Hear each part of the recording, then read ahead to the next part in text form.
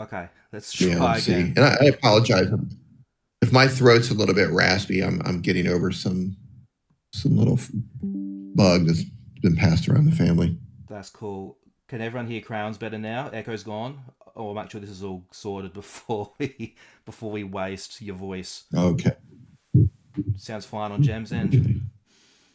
I first learned Okay, about. yeah, I've been covering the Tate since early 2023, started running spaces and just kind of like everybody else was at the time when the Tates were first arrested. Like that was a big deal.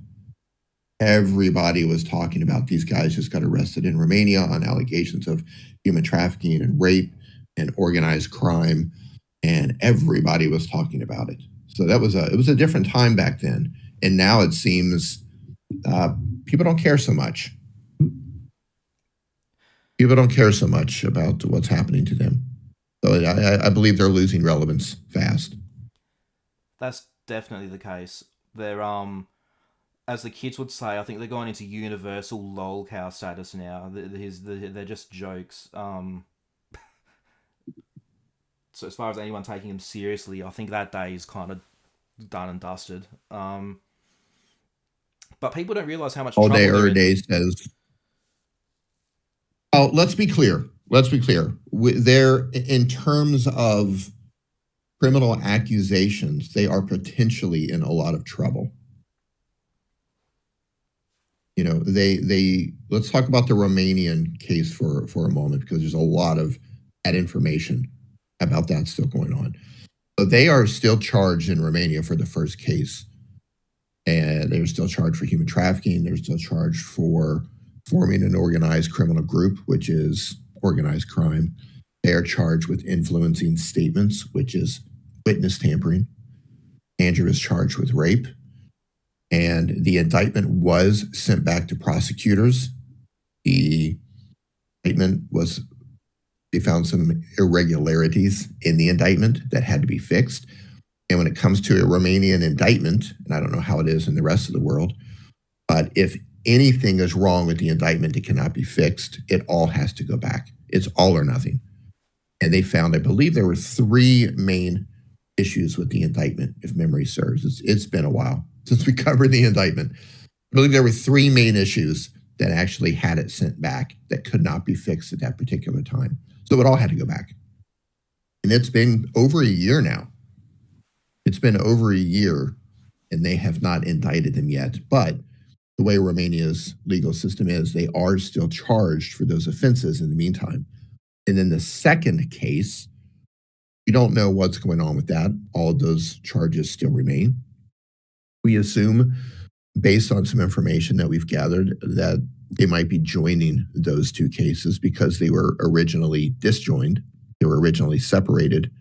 It was supposed to be one large case, but due to timing restraints, it was split into two cases based on information that I've read in documents and the terminology that they use in those documents. And they were placed under preventive arrest, which put them in jail for a while they could finish their investigation. Then they were put on a house arrest. Then they were put on what's called judicial control, which is essentially like bail, but without the money. And they were under judicial control for the entirety of everything that's happened up until fairly recently. Now, the technicality here is that when they were charged with the second case, Tristan was not placed under judicial control for the second case because the judge stated that the judicial control for the first case was sufficient. So they didn't see it was necessary to place him under another layer of judicial control. But because of Andrew's additional charges in the second case involving minors, where he's been charged with trafficking in minors and sex acts with a minor, that's considered a more severe charge. So they thought it was necessary to put him on a second layer of judicial control for the second case.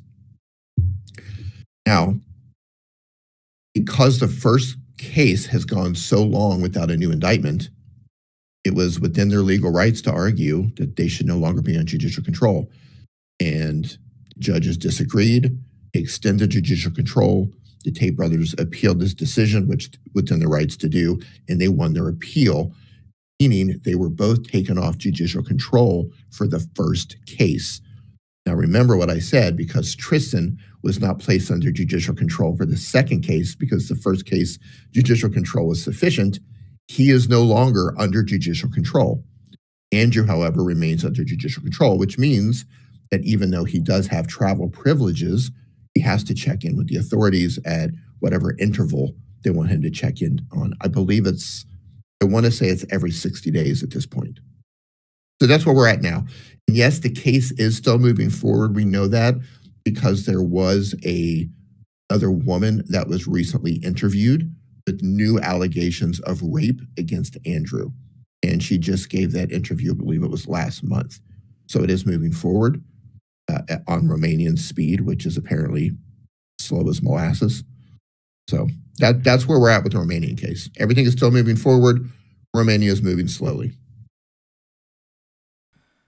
And in my opinion on this, if Romania cannot get it together within the next few months, I truly believe they should send him to the UK to deal with that case, the criminal case in the UK. I would definitely agree. So, for those that don't know, both Tates are charged in the UK with rape, human trafficking, actual bodily harm, and Andrew's charged with controlling prostitution for gain. And those charges are ready to go to trial. So, all these things that are dragging on and on in Romania, there's a criminal case against both brothers in the UK that's just been left hanging.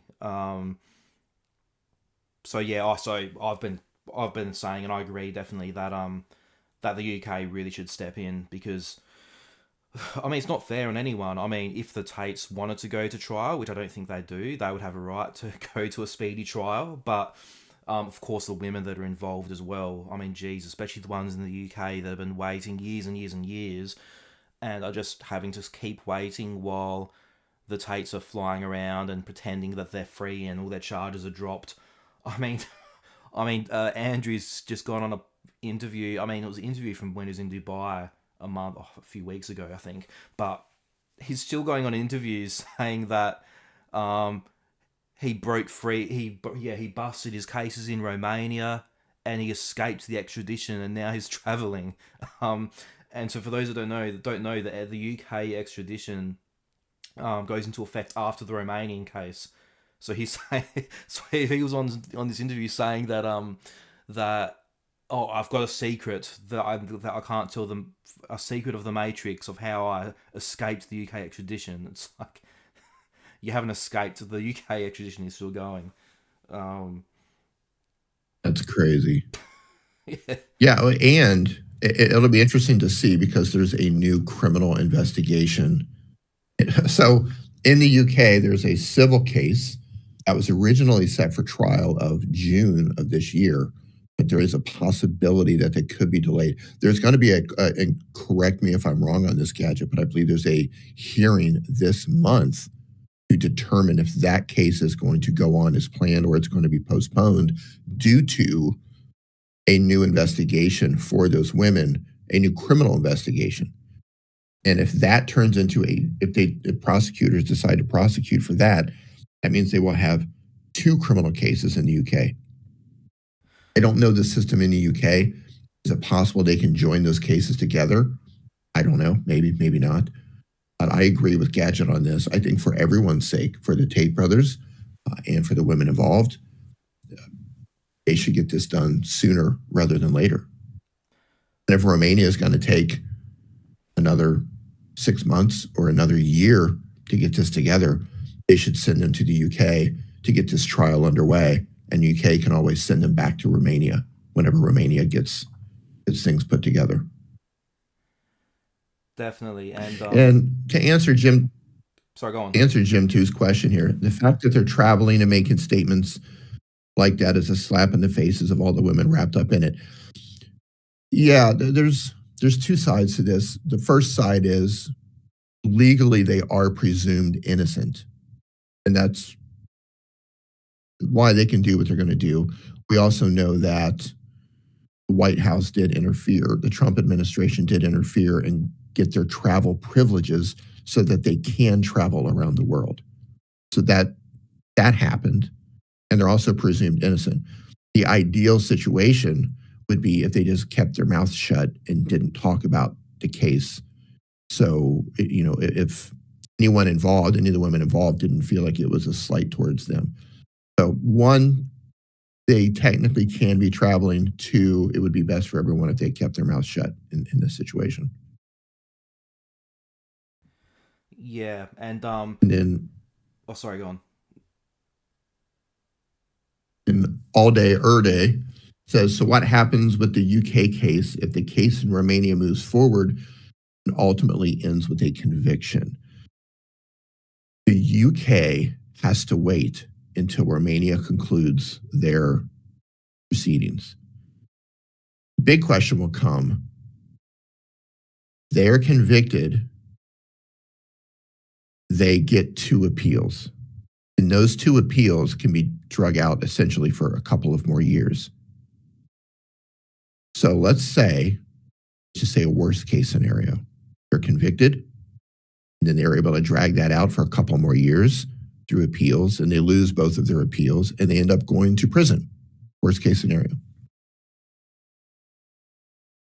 I don't know if UK is going to wait for them to get out of prison to arrest them. That is one possibility. The other possibility is they make an agreement with the UK to extradite them to the UK to stand trial in the UK, and then they send them back to Romania for sentencing for the Romanian trial. So there are different possibilities with this. But in terms of how long this can drag out in Romania, it can drag out for years and years and years. It's assuming, let's say, they were indicted tomorrow. They still have to run the indictment through the preliminary chamber, which is a pretrial procedure, a phase that ensures that the indictment is ready to move to trial.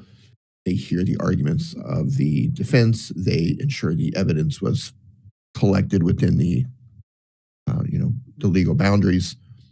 And if that passes a preliminary chamber, then it moves on to trial. It's supposed to take, I believe the average preliminary chamber, I want to say it's 90 days, 60 or 90 days is average. I think last time it took 7 months. All of the things that were going on. So let's say if they get indicted tomorrow, they have to pass the preliminary chamber, which could take 3 months or another 6 months. And then if the judge orders the trial again, and the Tates can appeal that decision again, and they may or may not win. If they do win, it goes back to square one again. So there's a situation there where they could hold off the UK for many, many, many years unless the UK renegotiates and says, okay, we're going to come back to the table with a new extradition order. We want to change things up. We no longer want to wait for you to finish your proceedings. And that's possible too. They can do that. They have the right to do that. But based on the current agreement they made with Romania, they are waiting currently. Yeah, and what is interesting, so I think it was Jordan up there was asking about the UK civil trial. So that is so there's a civil case, a civil lawsuit with 4 women in the UK that are suing Andrew for rape and various assaults. That is locked in for June. So Andrew Tate is going to trial in the UK for June. And so this is where it gets confusing, and this is where the Tates love to confuse everyone. So there is, some of you may have seen, there is the criminal case in the UK we were speaking of. So this is in a different constabulary involving different women who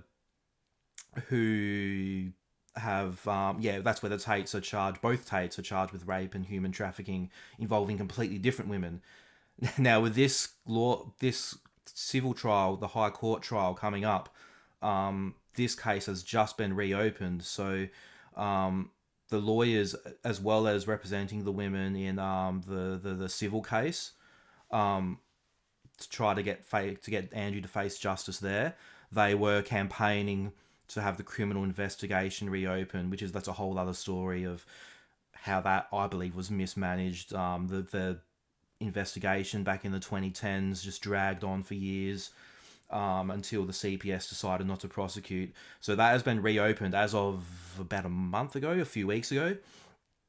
So the Hertfordshire police in the UK have reopened that investigation and launched an investigation. The UK, I guess the police watchdog unit, have launched an investigation into the police that were managing that case for wrongdoing on their part. So that's a lot going on there. So this means that potentially, if the CPS decide to bring charges with a new file for this case, so Andrew could have two separate criminal cases in the UK involving, so there's four women in that case, and another three between the two brothers. That's 7 women. So what I think will be interesting is whether, for example, the UK request an extradition for this case, and whether they request for it to be immediate, which I would think should happen. But it's very much unknown to me as far as, like, are the UK trying to renegotiate for the initial criminal case to take the Tates now. There's been lots of UK MPs and whatnot speaking out and saying that they need to do this and bring the Tates back to the UK, but it's very hard to know what's going on, whether the UK are requesting and trying to get the Tates back over, and if they are, whether Romania's cooperating, because they would need an agreement between the two countries for that to happen, for the original agreement to be void, and basically that extradition become immediate, and the Romanians basically to take a back seat. And this is where I think, again, the alleged interference of the Trump administration and Richard Grenell that resulted in the Tates being allowed to travel in the first place. So it's like, if the UK are trying to negotiate, I'm not sure how that would be going if they are. It's a whole mess. It's a whole mess. And I often get people in my comments saying, are the Tates going to trial soon? When are the Tates going to jail? And it's like, this is, as it stands right now, like Crayon said, years and years and years away. I was going to say, before we keep moving, we'll get to our... They're in a unique position. Just before we go on, I was going to say, we'll get to our lawsuit soon, and there's the fundraiser in the description and the pinned comment for our legal fees, givesendgo.com/free speech versus Tate. But while we're on the conversation, we won't derail it. We'll get to this soon. There's a few updates soon. But go on, Crayons. I'll just get that in there. Yeah, I was going to say that they're in a unique position to where they have leverage going both ways. As long as they're in a situation where Romania doesn't finish, no one else is going to get them. And because of the Trump administration's pressure that they put on Romania to give them travel privileges, they essentially can just go on living their lives while Romania fumbles and takes as much time as they need. It could be years. And there's nothing anybody can do unless the UK wants to get aggressive and aggressively tries to extradite them, which they could do that. They could do that tomorrow if they wanted to. As it stands, based on the current agreement, Romania is essentially a safe haven, technically speaking, where no one's going to do anything until Romania is finished. And the way Romania's system is set up, and I believe James said in here about, have a look at the Vlad Ubu case. So Vlad Ubu is a War Room member, which is a paid membership group with the Tate brothers. And he also was charged with human trafficking and some other crimes with a group of people. His indictment passed the preliminary chamber. He lost the appeal, and the trial was ordered. And I believe his trial has been extended now, postponed, I want to say 7 or 8 different times. And they just can go into court there and just say, yeah, we're not ready to start the trial yet. And they'll say, okay, come back next month. Yeah, we're still not ready to start the trial yet. Come back next month. Yeah, we don't understand the charges. Can you explain the charges to us again? Sure, come back next month. We're not ready to start the trial yet. Come back next month. We want to. We don't think this judge should be presiding over this case. We want to get rid of this judge. Okay, that's been denied. Come back next month. We don't think the prosecutor should be part of this case. It's insane. It's absolutely insane stuff that they can do to delay these trials. I think it's been 7 or 8 times Vlad has been able to postpone his trial even after it was ordered. So Romania is not a serious country. It's shocking to me that their prisons are full. That's absolutely shocking. And I have a suspicion that their prisons are full of poor people and not people with money who have legal teams who can find every possible loophole to drag things out. James says at least 12 times since September last year. Mal says, what is the Tate brothers' immigration status in Romania? I believe I read in a document that they applied for and they have residency status in Romania, not citizenship, but residency that allows them to stay. One thing I've been wondering, do they have like a residency in Dubai? Because they seem to talk as if they do, but I wasn't sure if that was true or not. They seem to claim they're doing the lawsuit. I don't know. They claim they're doing the lawsuit against us, I think, that they're residents of Dubai, but I'm not sure if that's true or not. Yeah, I mean, in terms of claiming specific things, you can say I reside in this country, but that doesn't mean you have legal residency. So in Romania, one of the documents, I believe it might even been the original indictment, mentioned their residency number. So essentially, they probably have some sort of an ID card, I'm assuming. I don't know about their status in Dubai. Right. Yeah, so there's a lot going on there. Should we get into our case? Big going on there. Yeah, let's go ahead and get into our case. Yeah. Our case. There's been so much going on with our case. Should we give like a quick recap of everything? Yeah, there's been a lot of nonsense. So yeah, I can do a recap if you want. Yeah, sure. Yeah. Go. You can do a recap. Yeah, I'll do a quick recap.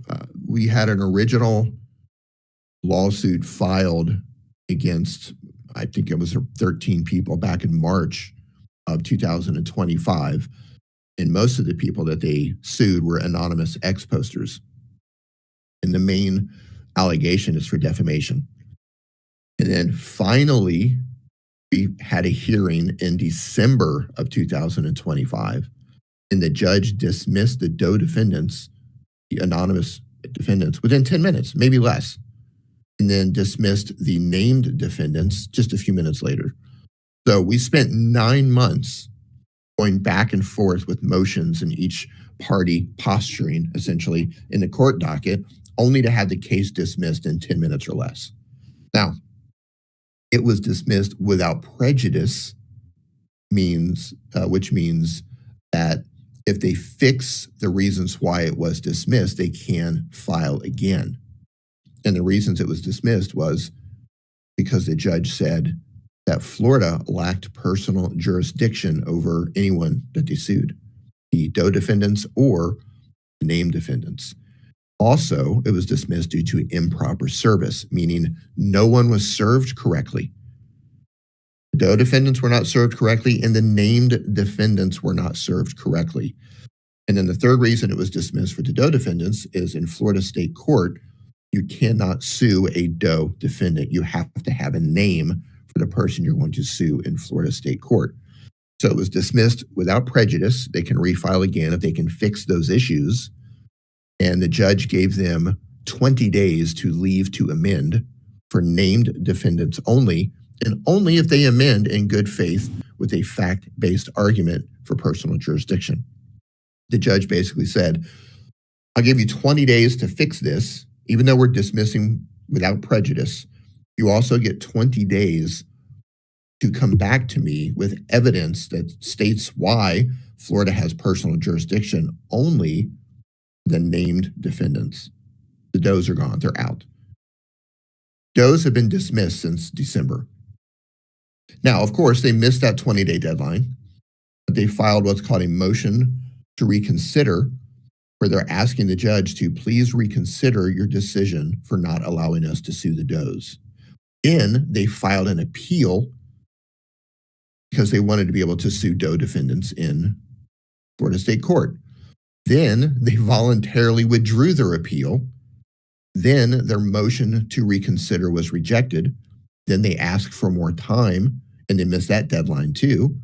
Then they filed what's called a pure bill of discovery, which is a new action. It's a new lawsuit where they're suing X, the social media platform.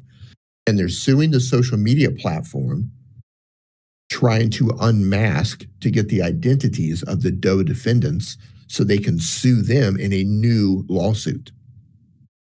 So that is still going on.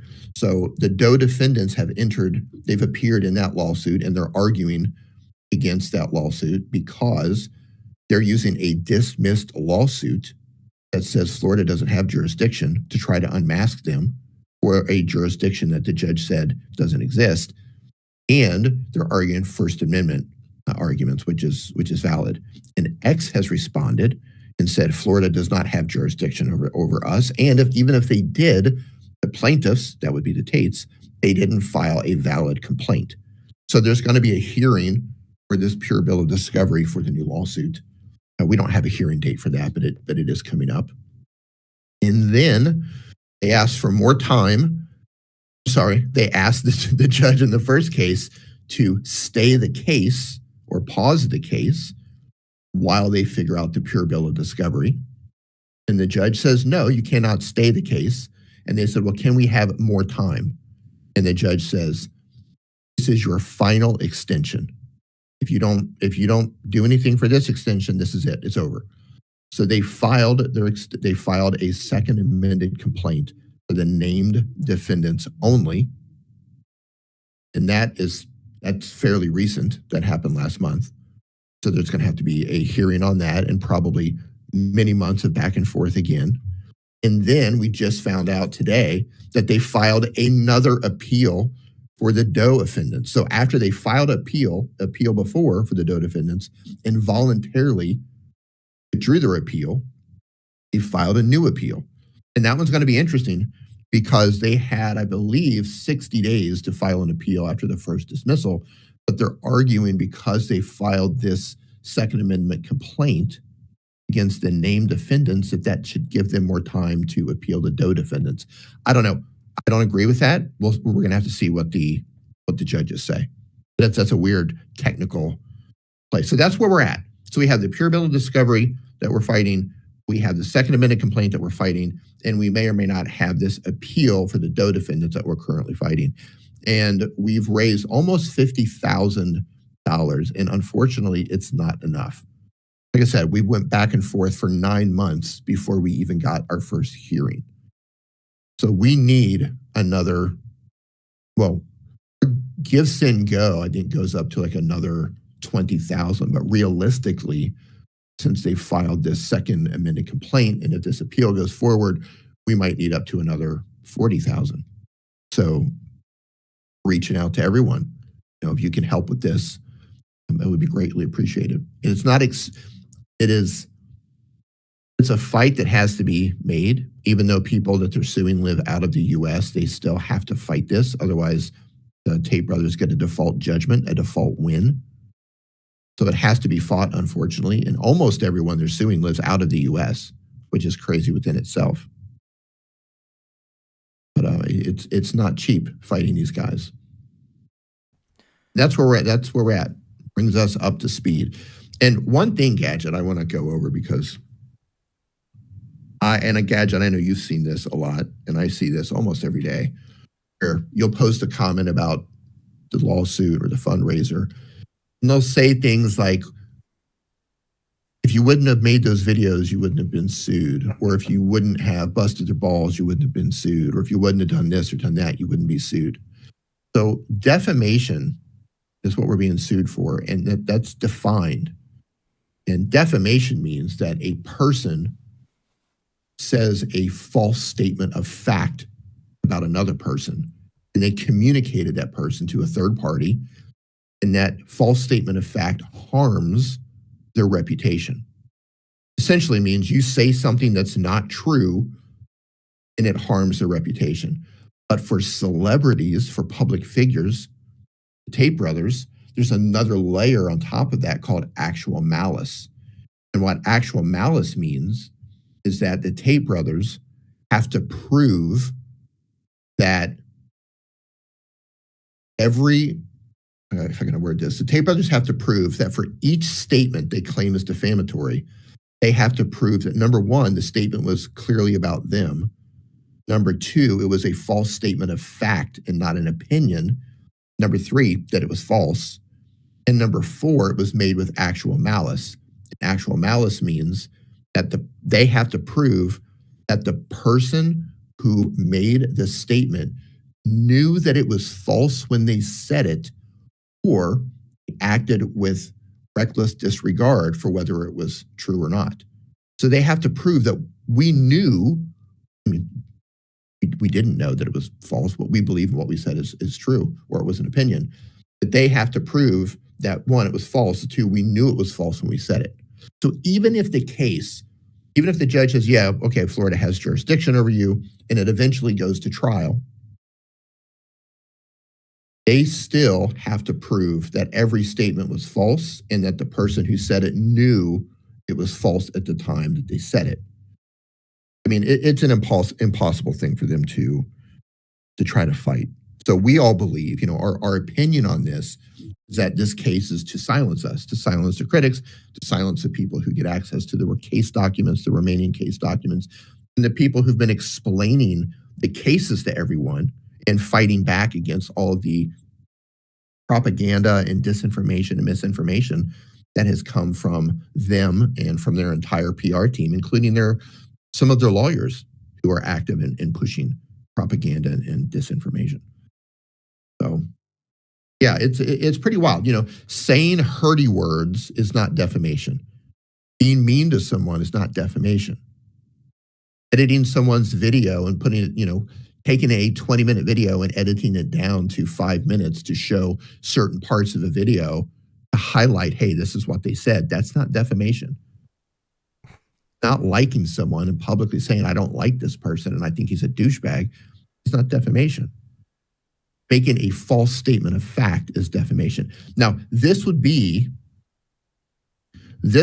a example of defamation. And I'm saying this as an example because I know Tate's legal team is listening right now, and they're probably going to try to take my words and put it into a new lawsuit. But this is a made-up example of what defamation would be. False statement of fact would be Andrew Tate was arrested for human trafficking and convicted. Now he is facing 6 years in prison for that conviction. That's a false statement. So if somebody were to say that and present that as fact, that is a false statement of fact.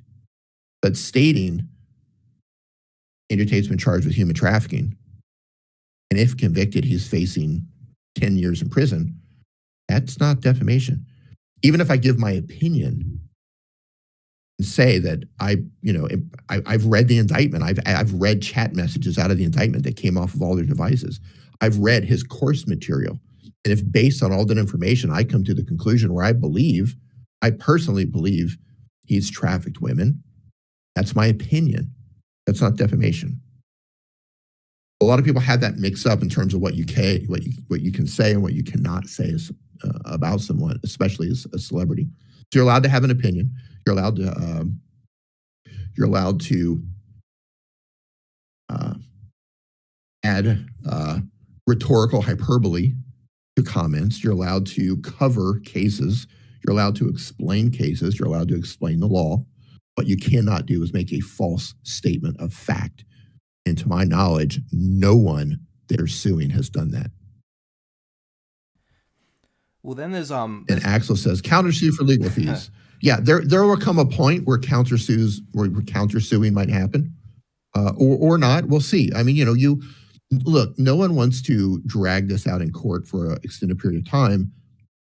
But there may come a point where countersuits could fly. We'll have to see.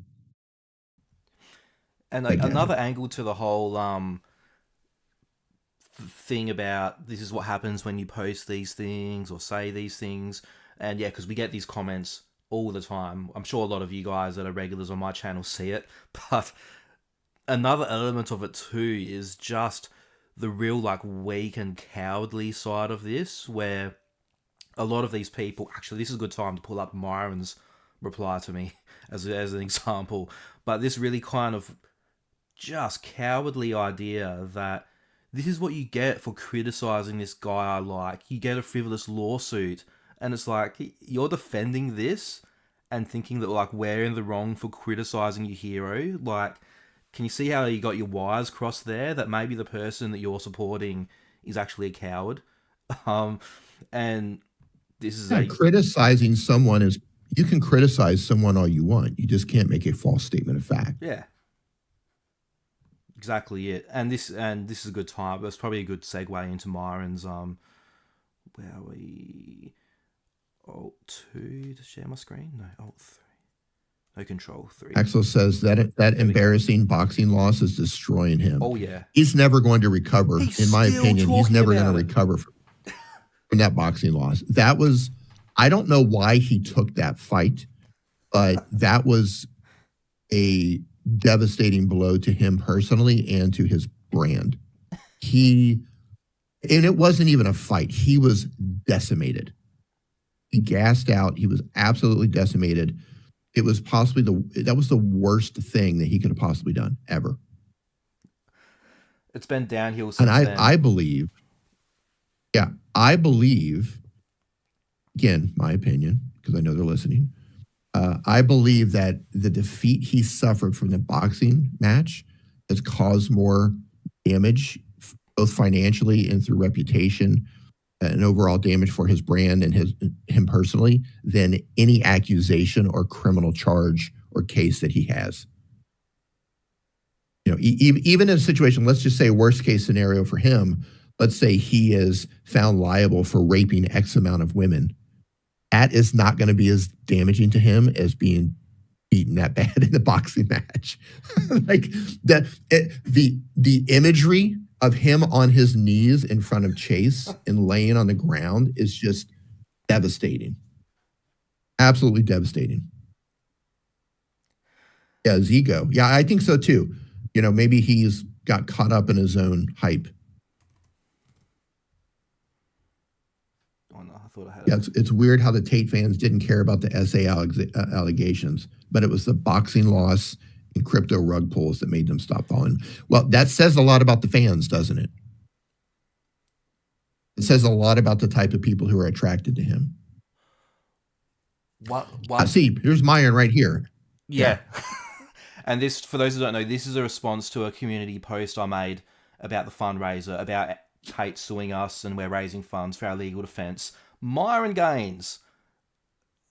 I'm just stunned that he actually took the time to do this. Myron Gaines comes to my little old YouTube account and says, "Lol, make bullshit hit pieces lying, and now you're mad that someone hit you back." And Myron's coming in and defending his like weak, in my opinion, coward friend for filing this stupid lawsuit. And ask Myron, please name one lie. He's made a statement here that I've made hit pieces lying. I've made videos about Myron as well, so I think this is partly where this is coming from as well.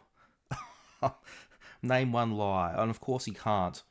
So this is again, we get this all the time in his comments. I was just very tickled to see Myron jump into my replies, and my 15,000 subscriber YouTube channel, it just makes me think: is he watching like every channel who makes videos making fun of him? Probably. I think he is.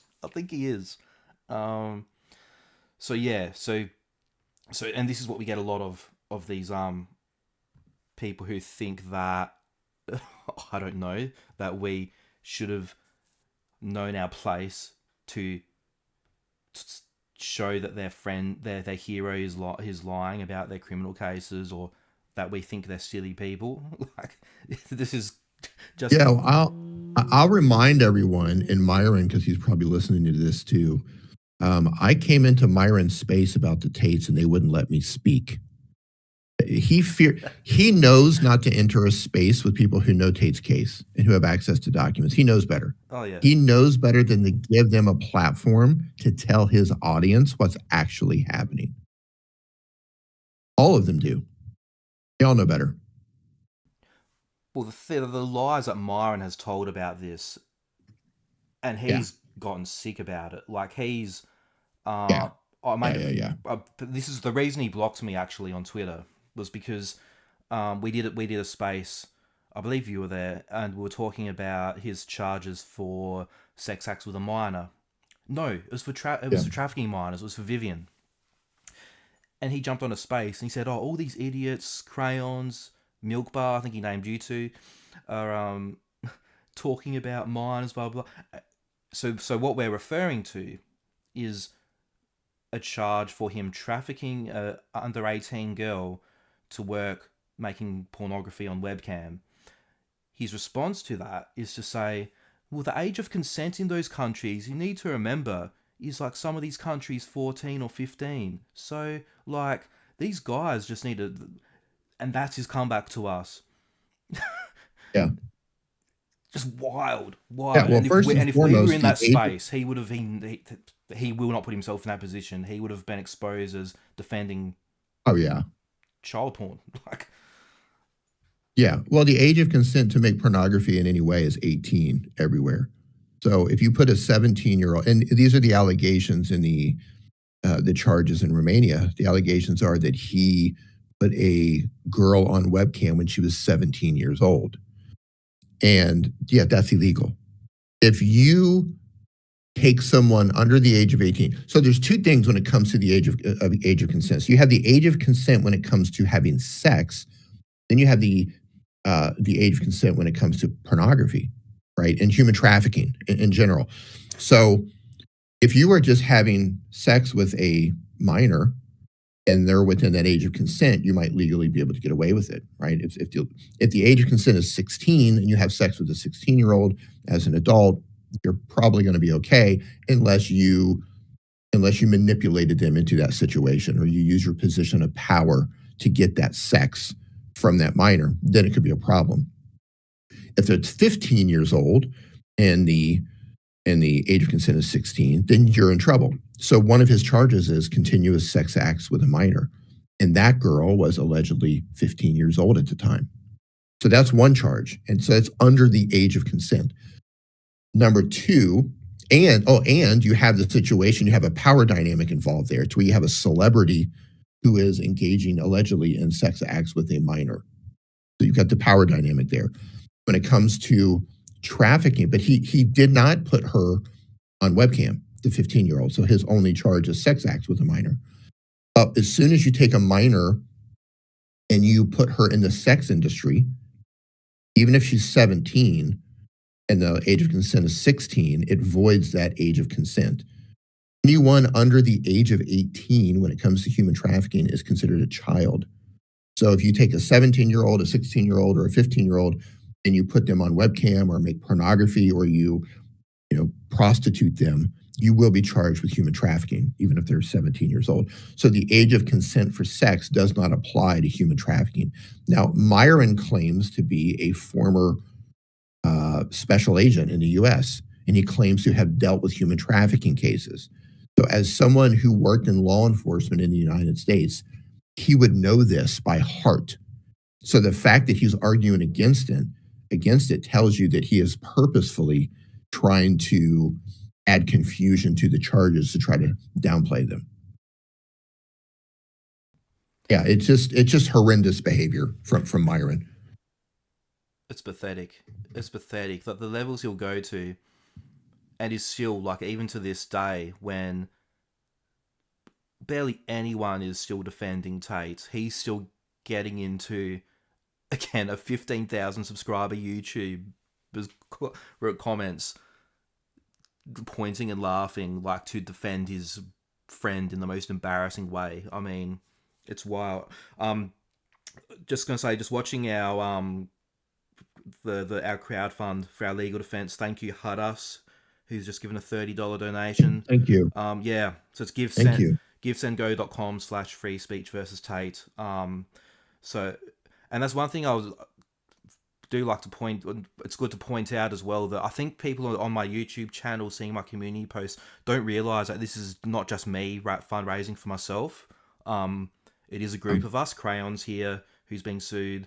So we've got the same lawyer, and we're fundraising for the group of us to defend Nathan Livingston, Milk Bar TV, and a few others as well.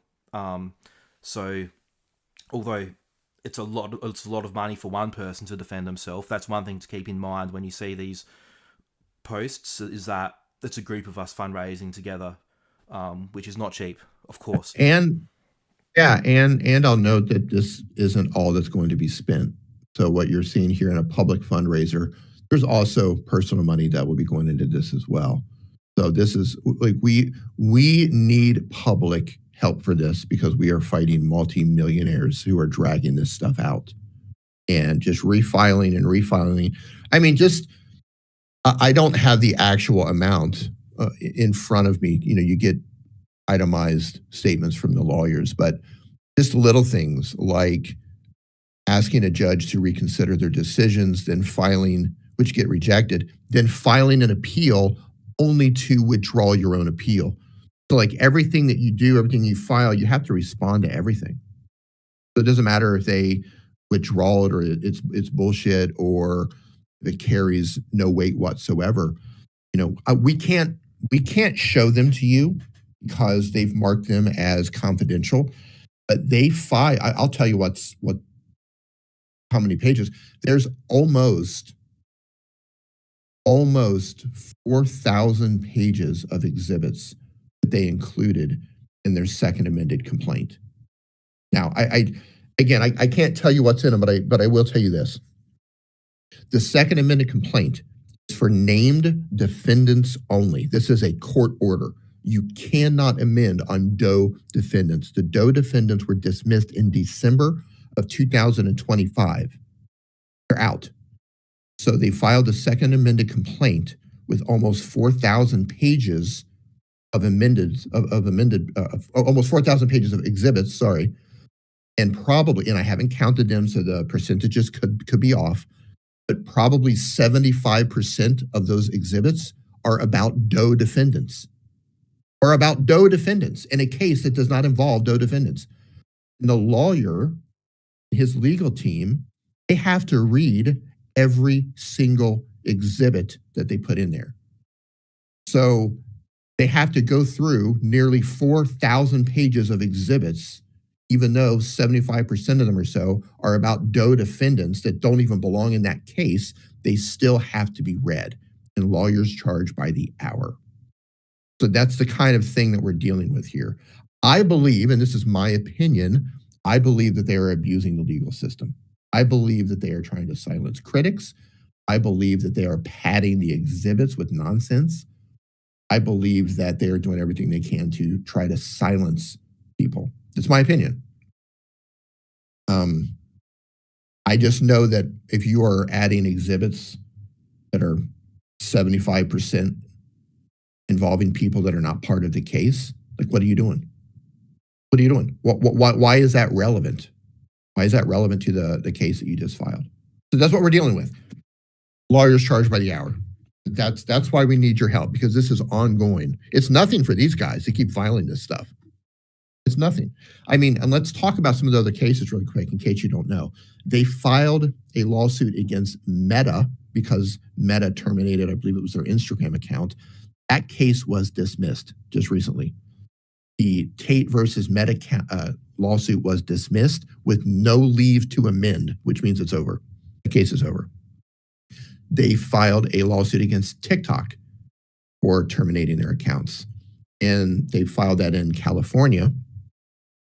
And that judge said, this is the wrong jurisdiction. We're sending this to Singapore for private arbitration.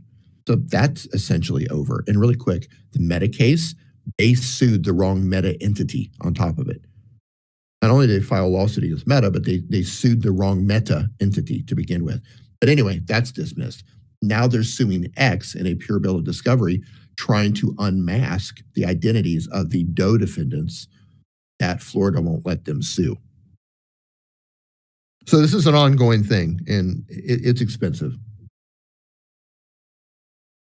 It's expensive. And I know there are a lot of YouTubers and a lot of social media people who shared the documents that we shared and shared our explanations of trying to break things down correctly and accurately and shared the legal snippets that we shared.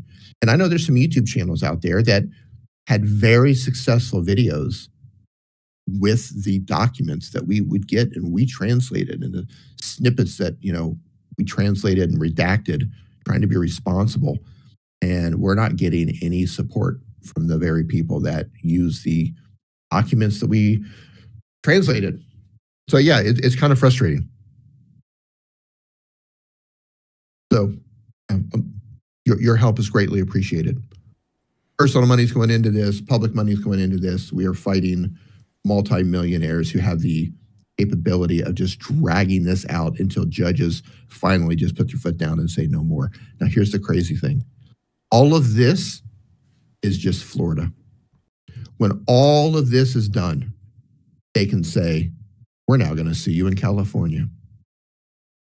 And we got to go through it all over again. And we suspect they will.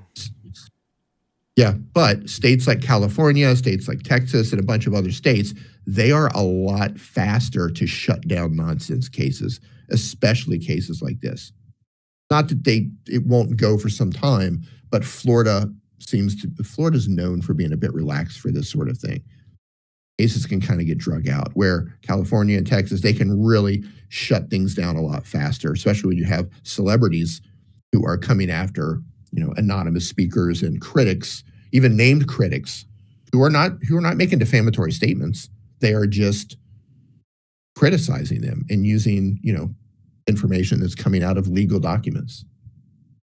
None of that's defamatory.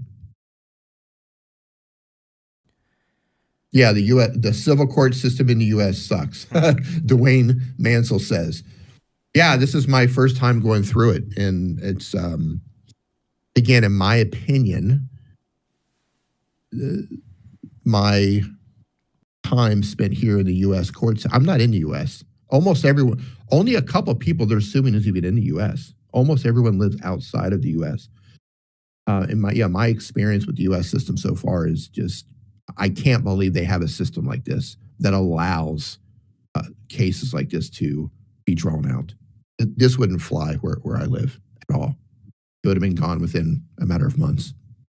And just to show you, like I said early on, the case was filed in March of 2025. It didn't have a hearing until December 2025. So you've got 9 months there. And once we had the hearing, it was dismissed within 10 minutes. 10 minutes, it was dismissed. After 9 months, and I don't know what was spent there off the top of my head, but say $40,000 maybe over the course of 9 months was spent just back and forth, and it was dismissed in 10 minutes. That's the kind of nonsense we're dealing with. So one thing I can show that shows, in my opinion, how much of a joke this lawsuit is and just how nonsense and how much of a waste of time it is. So you heard Crayons earlier talking about how some people in the lawsuit, like him, like Crayons, are anonymous. They post anonymously, as everyone has the right to do. And some people are named defendants, so they're people who might be public. There's, like, for example, a lawyer in the UK who's representing some of Andrew's alleged victims in the UK. He was listed in this lawsuit for some God knows what reason. So if we look at, where's Jack Doe? So this is me. Oh, yeah. This is me, defendant Jack Doe. So I was listed. But we can't. Sorry, go on. Hey, Gadget, are you meant to be showing your screen right now? Because you're not. Oh, thank you. Yep.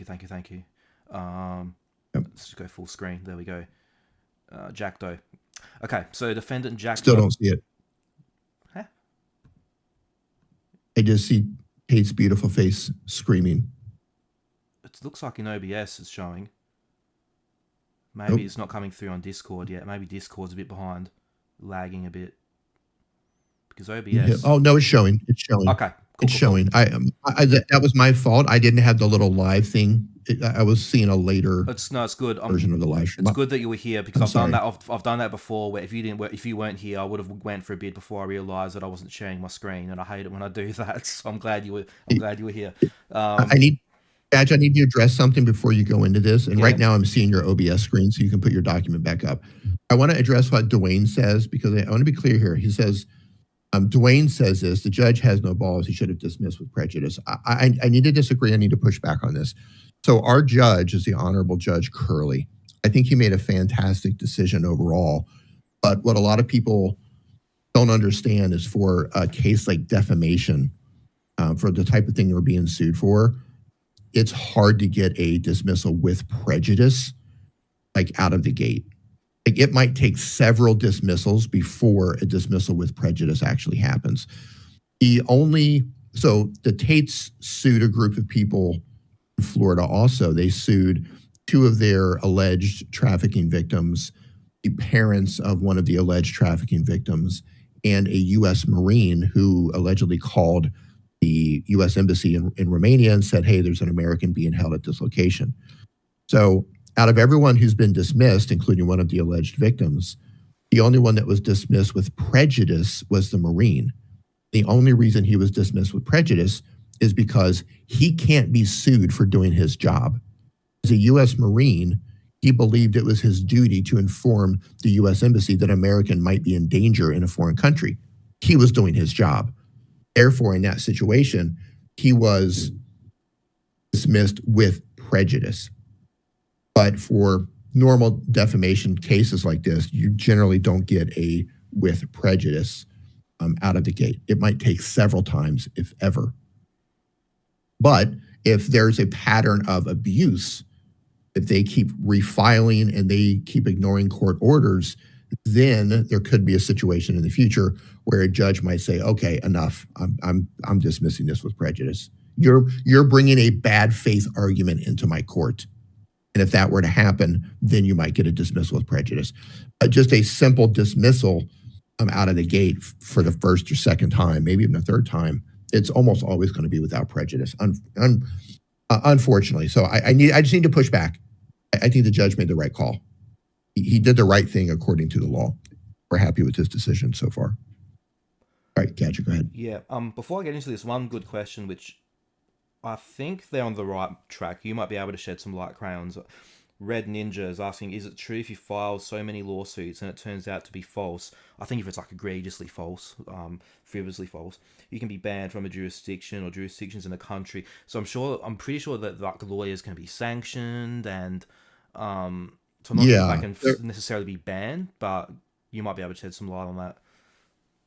they can be sanctioned. And this goes back into what I was just saying in terms of if plaintiffs continue to bring up bad faith arguments or they continue to ignore court orders, the judge can, at a certain point where the judges are smart, this is what they do.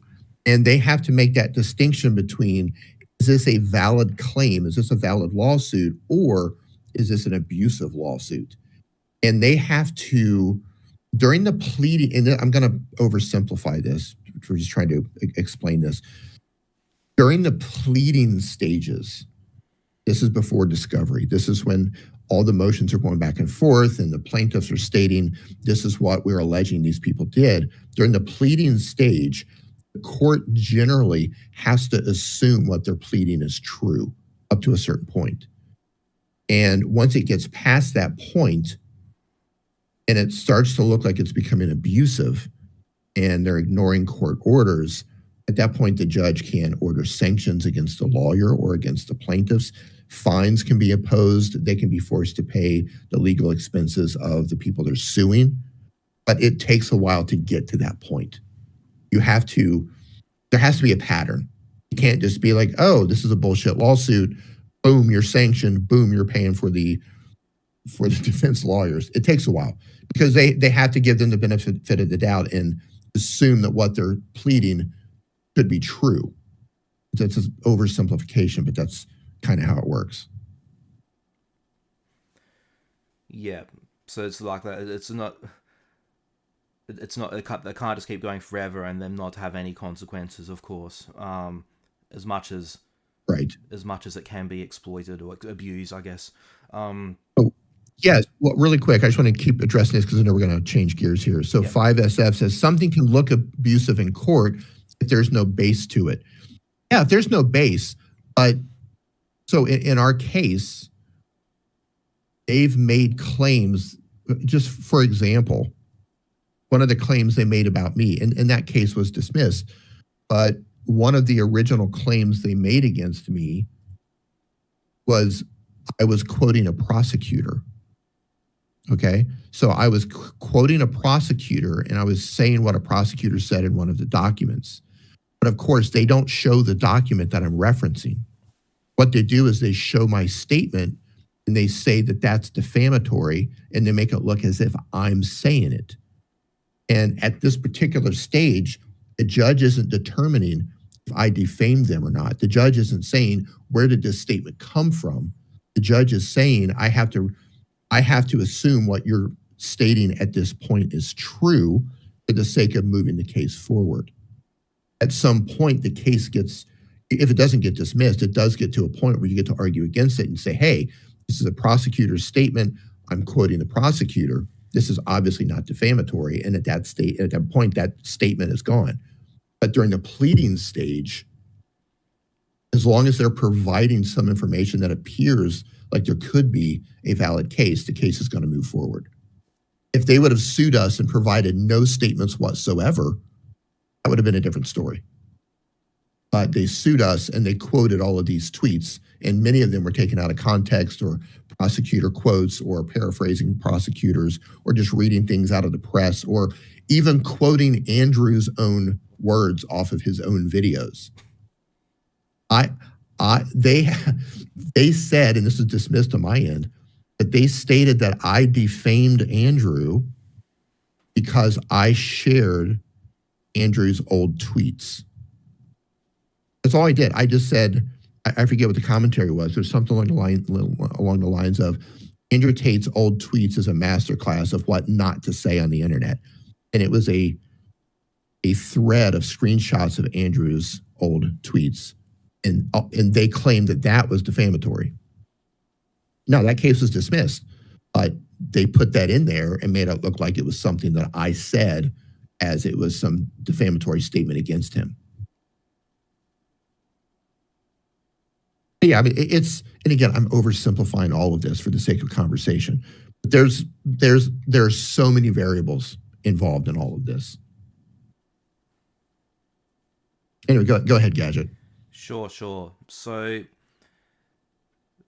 okay, so if we go back to when the lawsuit was initially filed, so last March, I believe it was, I wasn't so surprised that the Tates decided to sue me and us. What I was surprised about was that I was listed as Jack Doe Gadget, and they were saying that all these Doe defendants were hiding our identities. This I was surprised about because this is what I've been doing. For the last 2 years, Nathan Pope has been posting weekly videos on YouTube. Late last year... I don't need to show this whole thing. You get the idea. And my name comes up on screen when I start talking. There we go. Grooming them into what I believe was a cult. I felt like I had to. So I've appeared in many media stories, both in like newspapers. I've appeared on ABC News Australia. I've appeared on 60 Minutes Australia, talking about this with Nathan Livingston. I've appeared on Channel 10. I've appeared on Nova, which is a big radio station here in South Australia. Using my full name, using my face, since 2003, talking about this. So when I saw myself as an anonymous defendant, literally it would take a 30-second Google search to say, who's the YouTuber Gadget, Australian YouTuber, I would pop up in 30 seconds. So this really surprised me. And now that they've refiled an amended complaint against the named defendants, lo and behold, there's Nathan Livingston, Nathan Pope, aka Gadget, that's me. So now suddenly I'm not anonymous. I'm not hiding my identity apparently. Um, but then this Jack Doe page, this is from the amended complaint. So they've initially said I'm hiding my identity and I'm anonymous, even though I'm appearing on national TV with my face and name. Um, then they filed another complaint saying, "Oh, he's not anonymous. This is Nathan Pope." Then when they list the defendants, they've just copy and paste. I think they've just copy and pasted from the old complaint saying defendant Jack Doe, and they forgot to change me to my who I am. I mean, I couldn't believe this. So I find it interesting that they originally filed you as being a doe, and they knew, but they filed that you were a doe defendant originally when you were in the media giving interviews under your name. yeah, I couldn't believe it. So that just to me shows how absurd this is, and I don't. My opinion is that there's very little effort put into this. They're just filing as many whatever appeals they can, and I mean, it just would have taken such minimal effort to find out who I am and what my name is and what country I'm from and all these things. I'm very public with it, and I have been the whole time. I'm not anonymous. I get very amused when to bring Myron up again. He's accused me before he blocked me when I can't remember what it was. I made fun of him for something. He said, "Oh, you dumbass anon account." I'm like, "What are you faceless accounts?" I'm like, "What are you talking about? My face is in my profile picture, and I'm very public." So that's just something very I find very amusing, but it also just really shows how ridiculous this whole thing is. So this is what we're up against, and this is how much I think they're wasting time. So again, we're crowdfunding, myself, Crayons, Milk Bar TV, and a few others to defend this and get this thrown out. And I'll just repeat the link because I know people are joining as we go. It's givesendgo.com/free speech versus Tate. The link's in the pinned comment there. If small donations help, not everyone can help financially, so even sharing the link on your social medias and any kind of public awareness and support all really helps. So yeah, that's that. Is there anything else you want to... I control. Oh yeah. I control says weird how Tate didn't try to sue Greg Ducetti or CoffeeZilla. Their videos on them ranked up millions of views. Yeah, so they didn't sue anyone with large accounts or with large social media presence. They sued people. Like some of the people that they sued only had a couple hundred followers on X. Some of the people they're suing are survivors of domestic abuse and rape themselves, and are anonymous for those purposes because they don't want crazy ex-husbands or crazy ex-boyfriends to identify them. They sued people who are essentially just unknown people. And I believe they did this on purpose. I believe they targeted people on purpose, knowing, because if you sue CoffeeZilla, I mean, he has the financial backing to go the distance on this for as long as they're going to drag it out in as many jurisdictions as they're going to drag it out. But if you're suing just random mothers and fathers and people with no social media following, essentially, that's going to be a battle. And there's so many others. Yeah, I was just going to say.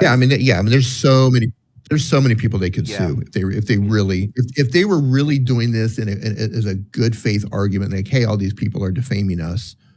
There's a very long list of people that they could sue, and they chose people with the smallest accounts to file those lawsuits, which is wild. And the craziest thing is, almost everyone is out of the United States. So even if there's a wild scenario where jurisdiction is established and the case survives and goes all the way to trial, which a lot of civil cases don't even make it to trial.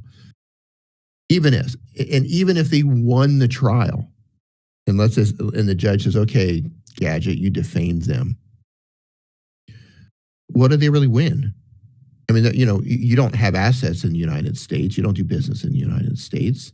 Yeah, they might try to force something in Australia, but that's a whole nother battle, trying to force a U.S. judgment on defamation in a foreign country.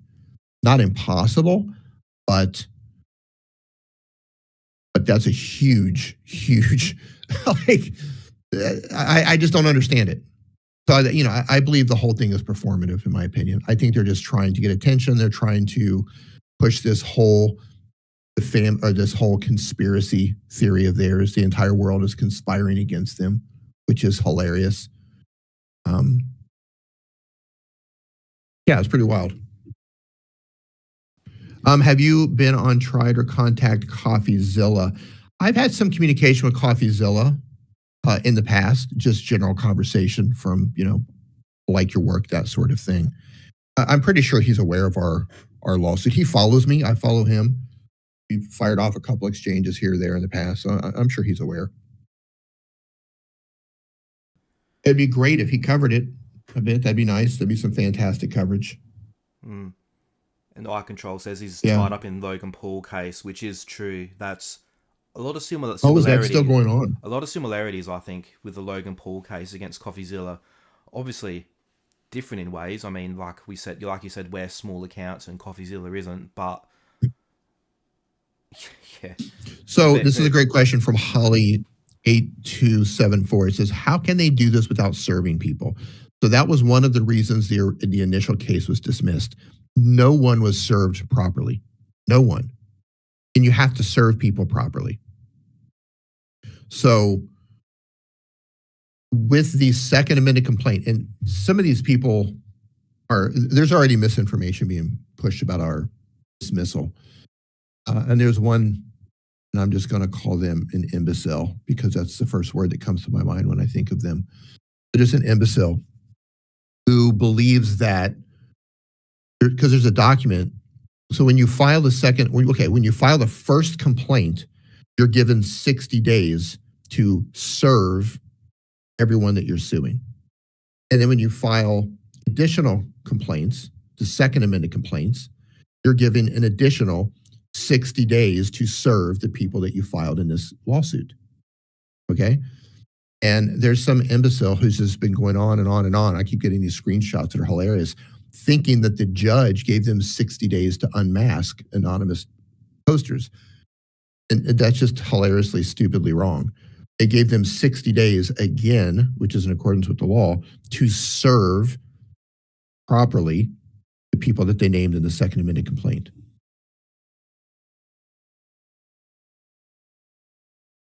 SF says, but I don't hate you for what you guys do. Yeah, I mean, I don't.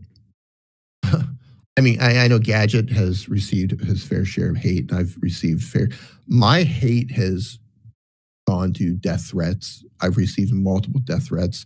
I've received threats against my family, threats against my children, which all, by the way, gets made into screenshots and becomes an argument towards why unmasking is not a good idea. So thank you for that. But I've received so many threats since I've started covering this case. And the crazy thing is that people are making threats and people are hating accounts that are sharing information, and they're sharing opinions on that information, and they're sharing content that these guys made before.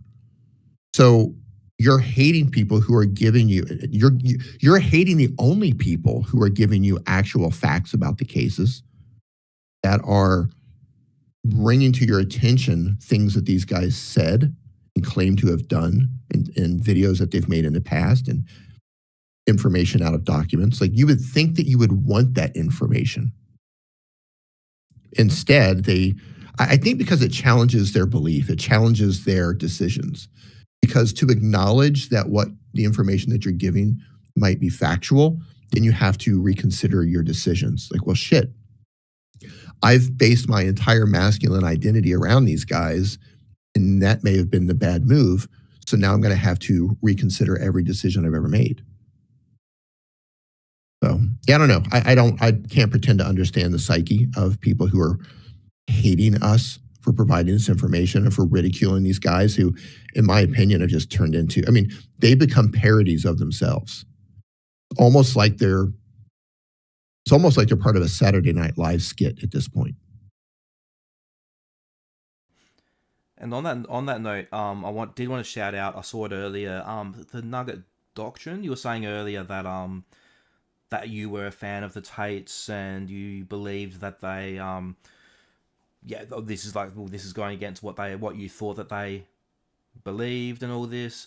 And that's cool. And I saw it, and it was really cool that you said as well that you're still going to the gym and getting in shape and all these things, and that's awesome. So anyone that's like followed these guys or guys like him, Myron, anyone, and found that they weren't what you discovered, that they weren't who you thought they were, and you maybe were misled, maybe were scammed, and if you're taking like the positive things from it, like they encourage you to go to the gym and get in shape and all these things, awesome. Take the positive things. Don't let them misleading you drag you down. So from what I saw in their Nugget Doctrine, you had a really good attitude and you were taking the positives from it. So that's awesome. So I have a lot of former Andrew Tate fans in my audience and in my subscriber base as well, and I don't ever judge any of you as well. If I know you were a fan. I'll make that clear. You were a fan and you aren't anymore. But yeah, I don't judge any of you. So if you come here and say you were a fan and you're being cool and I'm very, very understanding.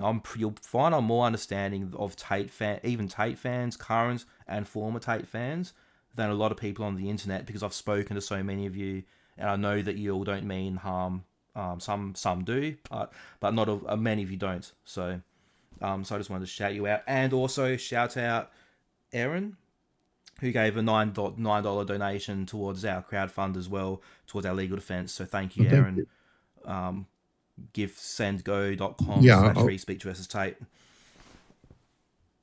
Yeah, I agree with that. I have talked to a lot of young men who they just got led down the wrong rabbit hole on that. And I think if you found positive things from anybody, if you found somebody that you were able to take positive things from that helped you in some way, that's great. I think that's fantastic. And my stance has always been,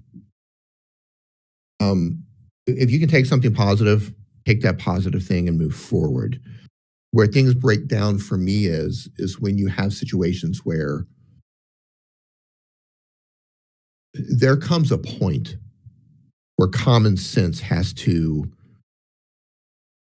come in and say, okay, these guys are being criminally prosecuted in multiple countries across all cases, civil and criminal. 50 women are in the documents, and most of them are tied to human trafficking allegations.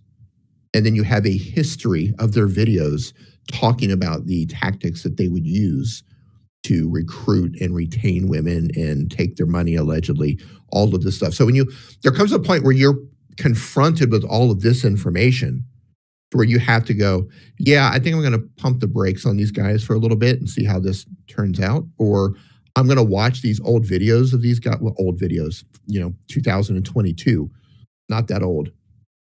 I'm going to look at these videos from these guys and go, yeah, that's probably not what I want to align my values with.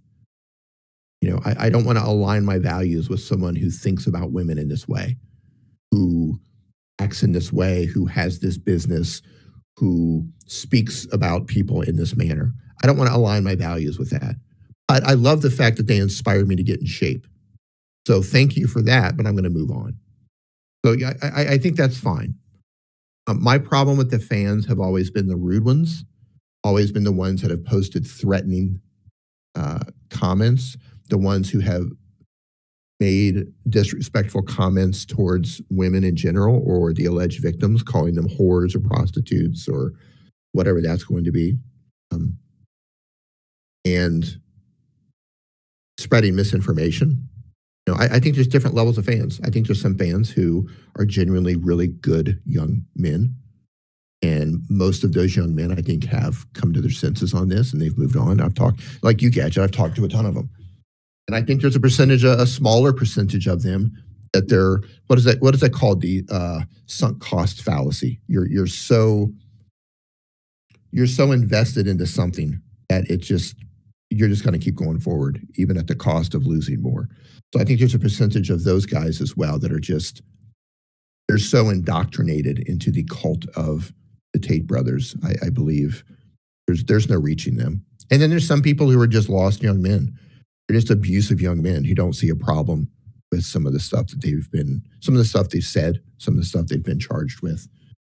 Or in general, and you see recurring patterns to where, and you can see it's problematic with their beliefs towards women.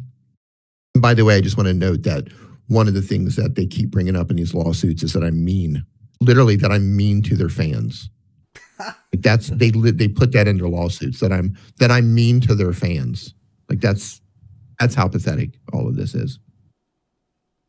But you'll see repetitive comments from some of these people to where it's like, oh, this celebrity is getting, rape accusations. This celebrity is getting rape accusations. And every time it's the same comments. Oh, another whore out for a payday.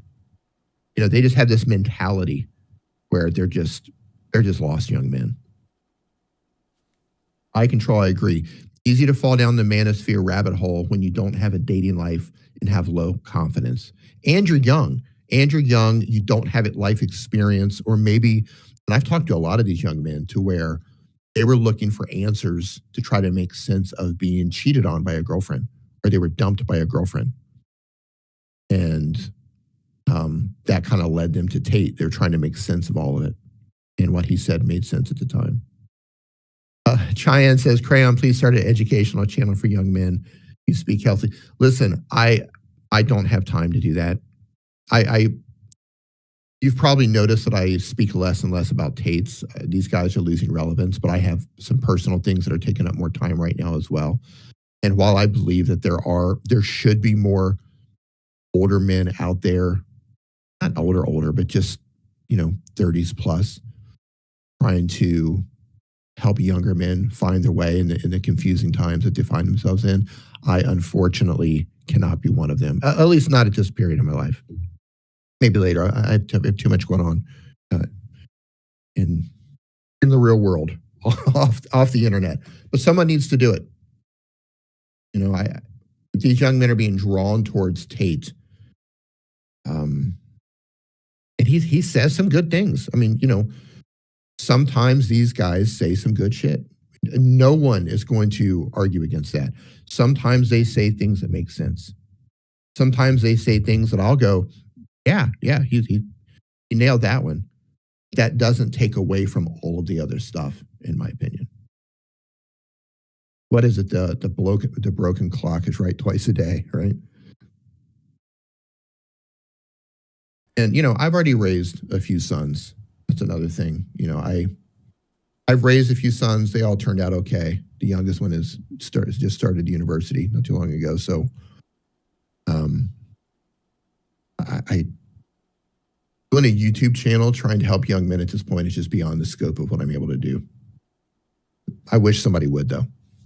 There needs to be more positive examples, more positive role models for guys out there. And unfortunately, I think a lot of young men get drawn to the lifestyle, the flashy cars, the lifestyle and all of that. It's attractive to a young man. I feel for you young guys. If you don't know where you're going in life, if you don't know what to do, what profession to get into, because the world's changing fast. Everything's changing. AI is changing everything. The next 10 years 10 years from now, we're going to have a drastically different world than we have right now when it comes to how people employ themselves. And yeah, I don't know. I feel for you guys. You're being raised in a difficult era. And I wish you all the best. It's all very strange. I'm going to find it very interesting to see, because I kind of get a sense that Tate kind of popped up I guess he really blew up around the pandemic and then the years following that. And obviously people have clued on to Tate, like, and a lot of it did start from that stupid boxing match when he sniffed Chase Damour's crutch. But then it just snowballed from there. Then he did the Hail Hitler thing in Miami and just made a fool of himself, blaming it on Sneeko. Oh, thank you, Nugget Doctrine, joining as a member. Thank you. Appreciate that. That all really helps as well. So, yeah, so he blamed it all. It was all Sneeko. He blamed it all on Sneeko when Myron and Waltz were fresh and fit, were on camera asking the DJ to play the song. So yeah, so anyway, my point is that everyone's I think onto Tate, and I feel like that the internet is starting to clue onto these things a lot more. Whether it's these grifters that promote these lifestyles that they exaggerate, whether it's these scammers like we see HS Tiki Toki trying to replicate Tate and making some money, but I think just getting blasted for the most part. I feel like I'm starting to see a switch of young people getting smarter to these things. They're not new anymore. They've seen these scams now. So that's what I'm really hoping. And then there's people like Clavicular popping up, who is a mess. But I think the majority of people, I think a high percentage of people, watch him for the train wreck and think he's a joke. There is some that take him seriously and replicate him, which is, of course, insane. But I don't think he's the same as Tate was when he burst onto the scene, when people thought that a high percentage of his viewers thought he was great and someone to replicate. So yeah, it's going to be very interesting. And this is where a lot of the YouTubers who, Coffeezilla, who raises awareness about these scams and helps people kind of really be able to spot these things. But also a lot of YouTubers who just clown on these people. I think that's very important too. Just making fun, just showing how ridiculous they are, because for all the dark and disturbed things and the alleged scams that they pull on their fans that are really horrific, they're absurd people and they say absurd things all the time. And I'm seeing more and more people point this out as well. And this is really important. And one thing that I thought, I said this in an interview I did recently, one thing that I think is really great to see is, for example, with Louis Theroux's documentary, I've been seeing a lot of comments from parents saying, I watched this with my son and we were just laughing our asses off at how stupid and ridiculous these people are. And I'm like, that's the attitude. What these people need is mockery. Yeah. I want to say a couple of things here. Yeah. So 5SF says, Tristan was more involved than Andrew. He's talking about the HH incident in Florida. You see Andrew blame someone and act as though he's the horrible commander of everything. That's your issue. So let me explain how life works. You're a young man, so I'm not going to expect you to know this. I'm best friends with someone who is a pretty famous footballer. And I understand I understand how it works when a high-level, famous, stupidly wealthy person goes out in public. I understand the teams that they put around them to do things. And of all the people that were with Andrew that night, Andrew was the main character of that night. There were a lot of little miniature characters playing along.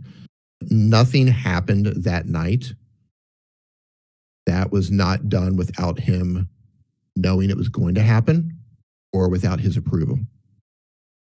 Nothing. People who operate at levels like that, who have teams, who have PR agents, who hang out with others, they don't just go out there and wing it like that. They're not going to go out there and play a song at a club about Hitler without some knowledge of it. All of the IRL streamers, Clavicular, and Clavicular and Sneeko, like all these guys out there, IRL streaming, like so much of that stuff is pre-planned and worked out. They talk about what they're going to do. They talk about the chaos that they're going to create. They talk about the situations they're going to put people in. What happened in that situation is that it blew up in their face and it didn't play out the way they thought that it was going to. Andrew does not look uncomfortable when a camera pans to him, and Tristan is dancing to it. Now, the right move for that would have been to immediately disavow everyone involved, not point the finger at Sneeko and say, oh, it was Sneeko's fault. And this is part of the thing. This is part of the thing about masculinity. This is the second thing I wanted to touch on because another person said, oh, there needs to be, a channel helping young men. So masculinity is about owning it. Masculinity is about taking responsibility for things. Masculinity is about doing what it is that you say you're going to do and not letting people down. Masculinity is about showing up, right? And you can't have a scenario where you have a masculine figure who's trying to teach masculinity come out and point the finger at somebody else and say, he did it. I'm throwing this guy under the bus. I was just there in the background and I didn't know they were going to do it. That's not a masculine reaction to that sort of thing. So I think these guys, in all of this stuff, making excuses for why they were charged, blaming their criminal cases on TikTok, saying that the case has been dropped, stating that charges have been dropped, stating they don't know any of the names of the alleged victims, stating that there have been 20 different organizations and people that are the reason for their legal problems, all the different things, all the different fingers that they've pointed at everything else in the world other than looking in the mirror and say, the common denominator in all of this is me. I'm the common denominator in all of my problems. Everything points back to me. And Andrew is significant. Tristan's a hanger-on. Tristan Tate would not exist without Andrew Tate. Flat out. He doesn't have it. Flat out. Andrew's the character. In Andrew's world, there's a cyclone that moves around him of PR people, yes men, hangers-on, and everything else that just follows him everywhere he goes. So he has, if he really wants to be a masculine figure, that starts by owning everything around him, owning everything that happens to him. That doesn't mean that he has to say, I'm guilty of these things. Now, I'm not a fan anymore of Russell Brand. I think he had his time, and I laughed at a couple of his movies. I never found him funny as a comedian, but he was funny in a couple of movies. But I believe, even though that he's charged with these, the crimes and allegations of rape and everything, I think he handled that the way it should have been handled. He said, I've been accused of these crimes. I'll prove my innocence in court. And that was it. That's how a man would handle it. He's significantly more masculine in that way than Andrew could ever dream of being. Instead of making endless excuses for 3 years about all the things that are happening to him, except pointing your finger at the one person that caused everything to happen. So, if you want masculine influence, you have to start with someone who at least owns the things that happens to them in their life. And it's not that he's expected to defend himself. This is, why is Andrew expected of not? No, listen, if you're not going to defend yourself, you keep your mouth shut. You don't blame others. And this is the thing that you're missing in this stuff. It's a straw man argument. It's a straw man argument. Right. He's not trying to protect the way people see him. Well, the ownership. Okay, here's the difference. The difference is this, and I'm able to see this from a different perspective because of my age and my life experience. And where you're at, you're looking at this through the lens of where you're at through your age and lack of life experience. And I don't mean that in a disrespectful way. It's just the way it is. When I was your age, I was in the same position. So I'm able to look at it. Most older men are able to look at somebody like Tate and see that he has crippling insecurity. He's the opposite of masculinity. Yes, he's built. Yes, he goes to the gym. In terms of all the things that make you a man, He's the absolute opposite of that. You can't think of a more opposite. Like if you're like, who's the least masculine man you can think of? My mind doesn't go to a feminine man. My mind goes to somebody like Andrew Tate. It goes to Myron Gaines. It goes to Andrew Tate. You know, people who blame everyone but themselves. People who, I mean, they're not married. They can't have healthy relationships. None of these guys are in healthy relationships. They're like monkeys swinging from the trees from one broken relationship to another, making babies with women and not taking care of their children. You know, like if masculine situation would be you marry, or at least your children live with you and you're there for your children. You know, if all your children are doing is just, you know, you're doing like drive-by fathering, that's not masculine. You're a part-time father while you shit on women on the internet. Like that's the opposite of masculinity. You know what I mean? And like somebody like Myron Gaines who talks about masculinity, the guy's, he's had like one relationship and he couldn't even keep that. He fumbled that one. He's childless. Dude's pushing 40, I think, trying to tell young men how to have relationships. Like it's laughable. Don't listen to these guys.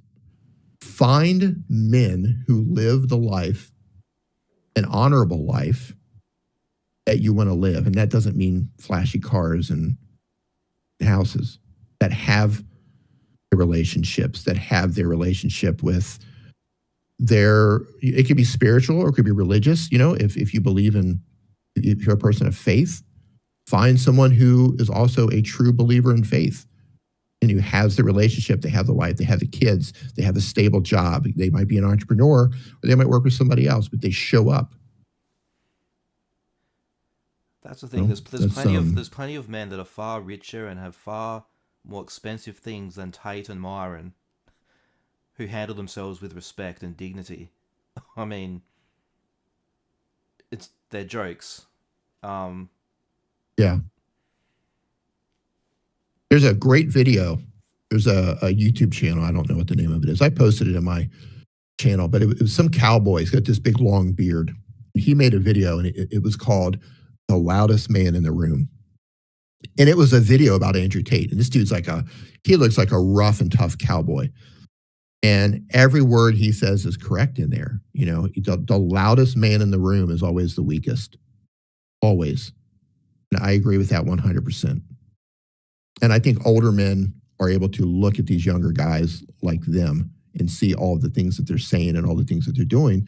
And you can see these guys they have crippling insecurity. They're the weakest men in the room. It doesn't matter that they're boxers, they're morally weak, they're physically or they're mentally weak. Yeah, David Icke and his son called him out ages ago. Yeah, David follows me, which that was one of my biggest wins on Twitter because I used to see his stuff. David Icke, I don't know how to pronounce his last name, Icke. He's one of those guys where when I first came across him many years ago, I was like, wow, this guy is on point. I agree with everything this guy says. And then he goes into lizard people. And you're like, well, you just lost me. You lost me at lizard people, David. But up until the lizard people, I think David is fantastic. Yeah, he follows me. I've never had any contact with him. But yeah, he was on the Matrix thing long before Andrew Tate. But he didn't use the Matrix as the Matrix has attacked me. The Matrix has filed these charges. He just explained the Matrix as global system, right? The global system that is in place. But good stuff up until the lizard people. We got a couple of anonymous. That's his belief. We got a couple of anonymous donations, one $50 and one $5. So thank you. If you just joined us, for our legal defense against the Tate's lawsuit, givesend.go.com/free speech versus Tate. Yeah, thank you for it. All adds up. It does. It all adds up. And, you know, this is going to be expensive. And I know Tate fans laugh and say, haha, that's what you get. But, you know, Is it what we get? Is it really what we get if nothing we said was defamatory? If what we shared were facts and opinions, is that really what we deserve? Yeah. This is a lot of young lads It's who a shame if they you don't know think what that way. masculinity is. If they think that like that's what you get for talking, and Tate's a tough guy for filing a frivolous lawsuit, in my opinion. I mean, it's it's some backwards logic. Hey, you got a super chat Oh, from thank you. Nico and OJ. Thank you. Thank you so much. There's a big difference between Gadget and Crayons. Crayons is more respectable. Gadget is just shilling the donation link. Two different people. It's crazy. I just haven't been posting that much. I'm going to put it in air quotes, shilling the donation link as well, because, we're trying to raise money to fight this, for multiple people to fight this. I just haven't been posting that much. And my account has not been getting much traction anyway. You know how it is with Twitter, like the ebbs and flows of the algorithm. Sometimes your account's on fire. Sometimes you barely get any eyeballs on it at all. I'm in one of those down spots right now where I'm not getting much reaction. What I love, and I'm not singling you out, 5SF, but my posts about the fundraiser. Oh, and the lawsuit. that's one gets it done. I just realized that's Martin. Hey, it's Martin. you, Martin. Oh, hey, Martin. I didn't realize it was you. Oh, no way. He yeah.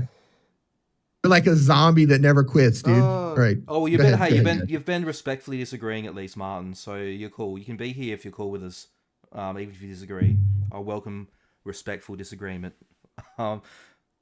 But they all swarm to the posts about the lawsuit and the fundraiser. I don't know if it's like coordinated or if it just grinds their gears. Yeah. But I find it so funny because I'm like, do you think I'm just going to say, okay, I'm just not going to defend myself and just get destroyed in court now because all these kids came to my posts and called me a grifter or something? It's... I don't know what they think. I don't know what they expect. Like, they expect my response to be to that. I think a lot of it was coordinated. Yeah. I looked into a lot of these accounts. A lot of it was coordinated. But I think they stopped when they realized that the engagement would boost the original post. Yeah. So the more engagement you get under your... I think so too, because I can have all just my subscribers' comments on some posts, and then I can post, we're fundraising for our legal defense, Andrew Tate's suing me, and I can get like 20 people just trying to make fun of me for posting this. So I do suspect that there's some coordination going on to go after these particular posts. Sure. Yeah, I think it's funny. When the lawsuit was initially filed, it was just flooded with, oh, you guys are fucked. You've got generational debt. You're so screwed. You're so screwed. And it's like, yeah, case dismissed. And they're like, oh. Oh. Yeah, I knew then it was going to be dismissed. When they filed it, I knew that this is going to be dismissed. Second Amendment complaint, they have made a slightly different argument with the Second Amendment complaint. I do think it's also going to be dismissed due to lack of personal jurisdiction, but I think their argument is a little bit different. They brought in someone else, not as a defendant, just as a Florida contact. So that's I haven't studied it as much to make a clear prediction on this, but I'm pretty sure it's going to be dismissed as well. I need to read it a couple more times to really wrap my head around their argument here. But it is a little bit different than the first one. But again, they're not allowed to sue does, and most of this Second Amendment complaint is about the does. So I don't know, man. The way I read this, it looks like a bad faith argument to me. Well, poor Joseph McBride, he seems to be forgetting to update his followers on this lawsuit, because he's been making these videos saying that him and his legal team and all the Tate's legal teams do nothing but win, and they had a massive win just by doing depositions in Discovery and answering questions. I And he love said, that. all we do is Congratulations win, for showing up and speaking under oath. Yeah. Yeah, but he always forgets That's hilarious. he always forgets to update his followers when this case is dismissed and when when he gets shut down for various things and when the meta case is thrown out.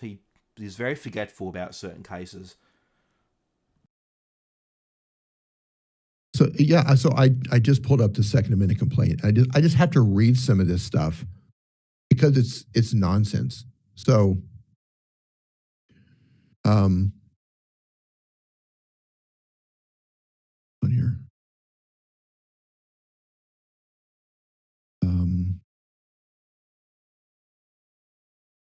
Here.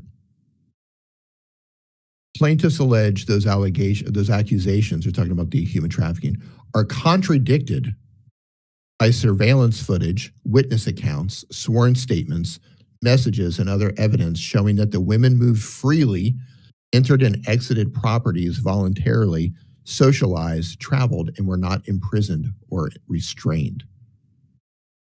Like, that's added to our lawsuit. As example, they say, Yasmina Penkoff and others publicly and under oath stated that they could freely enter and leave plaintiffs' residence and that plaintiffs did not traffic them or commit crimes against them or others. So that's in our lawsuit.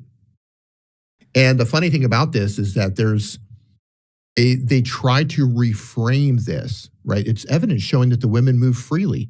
But that's not why they're charged in Romania. The accusations against them in Romania nobody said that they were imprisoned or restrained.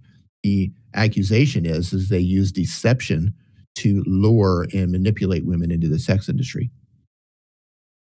And Yasmin Penkov, the one person that they use as an example here, it's also not relevant that she could freely enter leave the residence, or that she said that publicly and under oath that she stated that she was not trafficked or committing any crimes. The funny thing is there's documents from witness accounts that state that she was being blackmailed. And the witness statements in the document says that she was being blackmailed and was giving all of her money to Andrew. So it's just how they're trying to reframe this stuff in the face of actual witness testimony. Like, should this ever go to discovery and then go to trial? Like, that would be just a nightmare for them for all this stuff to come out. And like, what do they? Because it blows a hole in every theory that they have. So do they think they're going to disprove all their entire human trafficking cases in our lawsuit to prove that it was defamation when we showed court documents? Like, what? It doesn't make any sense. I don't know. I don't even want to pretend to understand what's going on in their head, but I think, like, if I were to guess, it sounds to me like all these US-based lawsuits are all a public attempt to try to prove some grand conspiracy against them. And if they can get any win on these US lawsuits, they can hold that up and say, we were vindicated. Whatever happens to us in Romania and whatever happens to us in the UK, know that it is corruption because we have been vindicated in a US court. I think that's their play. Well, that's what McBride is saying. I think that's McBride keeps saying that in the Jane Doe case, which has just got to discovery, he's already claiming that they've been vindicated and proven. Well, he's saying that because of that's why the Tates are allowed to travel, and that's why the Romanian case, quote unquote, has fallen apart, and why they're quote unquote free. It's just, I've never seen anything like this. He wonders. It's crazy. And he wonders why he has bar complaints against him. A bar complaint or complaints. I don't know how many there are, and he wonders why. Yeah, it's wild stuff. So their main lawsuit where they're suing the Florida woman, the alleged victim in Florida, they just filed subpoenas for Chatterbait and My Free Cams, and I'm going to assume OnlyFans is also coming. And I don't know how the court's going to react to that. That could be considered, an overreach. I don't know. But I think it's a valid argument for her truth defense, which is they're alleging she defamed them by telling her parents they were trafficking women through a chat message sent into Florida, and that her statement given to police after the raid and the statements that she gave to the Marine, who they could not sue. And if in her truth defense, she can prove that the webcam and OnlyFans accounts were controlled by them and the money was controlled by them, that becomes a very valid argument that they may have been trafficking women. So, it'll be interesting to see how those subpoenas are handled. But I think that's an interesting move on her behalf. And if it's allowed, I think discovery is not going to go for them the way they thought it was going to go if they're allowed to dig into account ownership and where the finances went, because that could backfire. It could force them into some sort of a settlement. It'll be interesting. Very weird. I just saw a few... Go ahead. I was just gonna say I saw a few comments saying we should do more live streams and case updates. And one, there's been I guess as far as the Romania case and things go, there's been not many case updates until potentially recently. And I appreciate that, and that's good feedback. And just for anyone that's wondering, for my particular situation as far as the live streams go, sometimes that they've been few and far between for health issues, for health reasons, because some of you might know I have a chronic health condition that can really affect my fatigue and things like this, which I'm hoping it might be seeing some improvements with some medication, and I'm seeing some specialists and things, because I really enjoy doing these live streams and getting on and talking with you guys and having that kind of interaction. So one, for the case updates, it's a very effective way to kind of get this message across and answer questions, but also just to cover other things. I really enjoy it. So hopefully I will be able to do more regular live streams going forward as my health situation improves. But no, thank you for the requests and feedback for that. That's really cool. And when there's case updates, when Crayons can make it, he's very good at explaining the legal situations and court documents. None of us are lawyers, but he's just got a knack for breaking those things down in a really digestible way, which has been a really good resource when I'm covering the court cases, not in a collaborating to defame the Tate brothers like they're alleging, but as far as when I'm making videos, if there's certain documents for certain things, Crayons has often posted them, and it's really, really helped my videos. So oh, Martin, you still, yeah, they're fun. You go on, Martin. You're still here. The streams are fun. The civil cases, in my opinion, are kind of boring to talk about, but we need to talk about them because, obviously we're raising money, but they're kind of boring. So for those of you who don't know, a civil case is always about money. It's not about criminal responsibility. There's no risk of jail time. And that's another funny thing that happens with Tate's fans when the Tate brothers are suing these people for defamation, and they're like, oh, enjoy prison. You're just like, oh my God, you're an imbecile. Yeah, nobody goes to prison over a civil claim. That's what criminal cases are for. If you are charged criminally and you are found guilty and you are sentenced to, then the likelihood of you going to prison is pretty high, or jail. But for civil, it's always about some sort of money. So the Nugget Doctrine says, a debate between you guys and some Tate Myron type people would be absolutely cinema. So I used to run Twitter Spaces, and we never really had debates with anyone. We just had conversations. I did go into one of Myron's spaces where they were talking about the Tate case back when it was like hot. And I was ready to come up and speak because they were just pushing misinformation. They wouldn't let me speak. They acknowledged I was there and said they weren't going to let me speak. So no, Myron's afraid of me. And then I was in a space where Tate and Tristan came in, and they got chased out of there. They wouldn't hang and talk with people. It didn't go the way they thought it was going to be planned. They both ran out of there.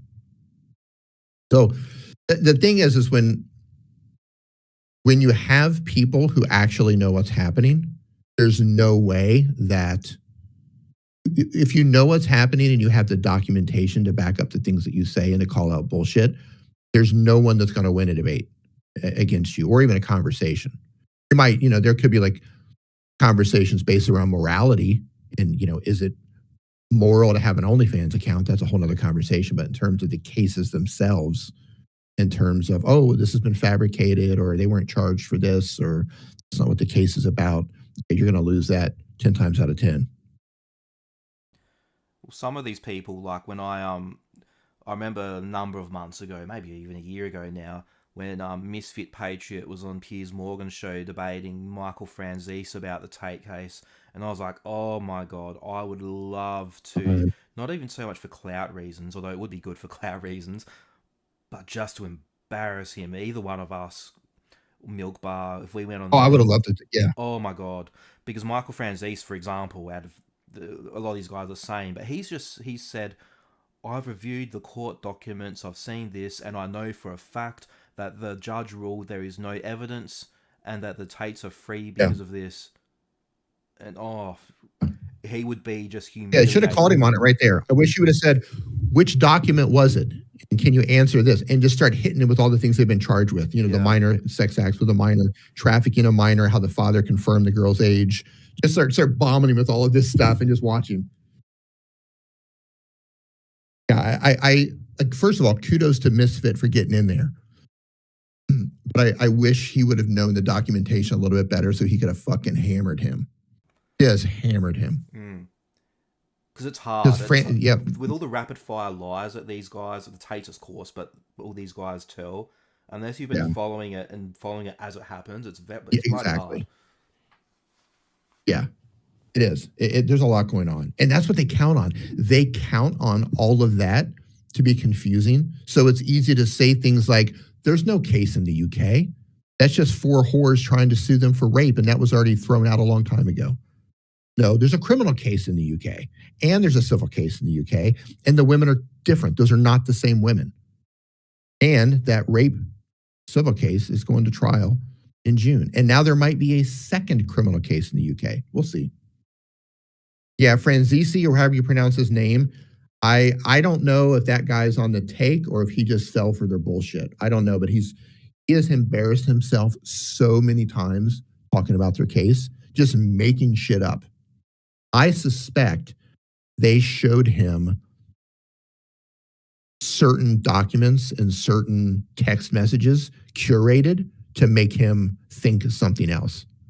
That's my suspicion. I've seen documents. No, you haven't. That doesn't exist. Nothing has been, no judge said there was no evidence. What really gets me though with him and Myron's the same as well, is they've said that, and we know Myron's lying, of course, but they've said that they've read like the case file, or they've read the indictment. So, and that's when you know, like, okay, this is like malicious lying. You haven't read that and come to the conclusion that that's not what it says. Right. No one, listen, that the original indictment, which was thrown out because the irregularities and procedural errors that they found with it, but no one who reads that, the unredacted version, is going to come to the conclusion that there's no evidence and there's no case. No one. The only reaction to anyone reading that is when you're finished is you're like, I think I'm sick to my stomach. I might want to throw up. Like, that's the only reaction that anybody's going to get after reading through all of that.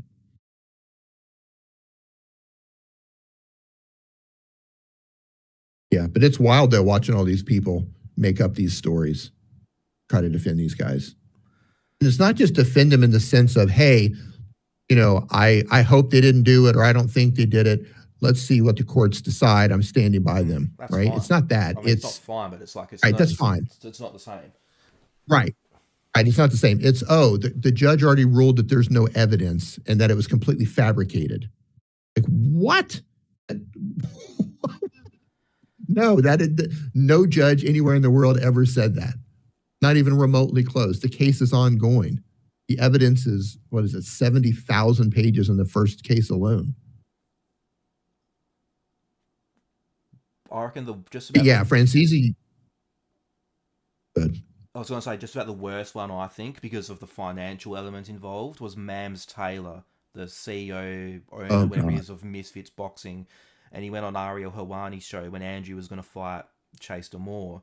And they said he was becoming their CEO, which was just I don't think that's true. But he went on Ariel Helwani's show, and Ariel asked him, what about Andrew's his court cases and allegations? Did that come into your decision making? And Mams gets up there and says, well, that's all over and done with, and I think most of that's been dismissed. And this is a guy that's going into a multi-million-dollar, I assume, deal with Tate, getting up there in front of a big audience and lying about cases being dismissed. Either he's lying or he's the biggest idiot on earth if he was told this and didn't fact-check it and went into a $1 million business deal worth millions, which really can't have given him the return that he thought it would, with the disasters of the event, with Tate's performance, and with the way that it was just relegated to Rumble when the stream kept glitching. And this guy's a sleaze bag. I couldn't believe that. Yeah. Yeah, that's the thing. It's a difference between I'm going to stand by these guys until, or I'm just going to stand by them. They're my friends. I believe in their innocence, and that's that. Versus, this has been dismissed, or judges said this is fabricated. Like, when you're just making shit up, that's an identifier to me that you're a scumbag. You're an absolute scumbag.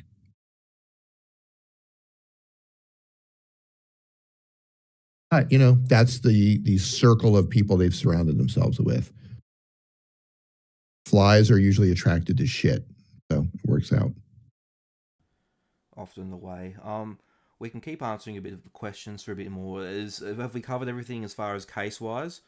One thing I did see I think one thing I did find very interesting was, did you see the Tate's responses, or lack thereof, to Jane Doe's discovery questions?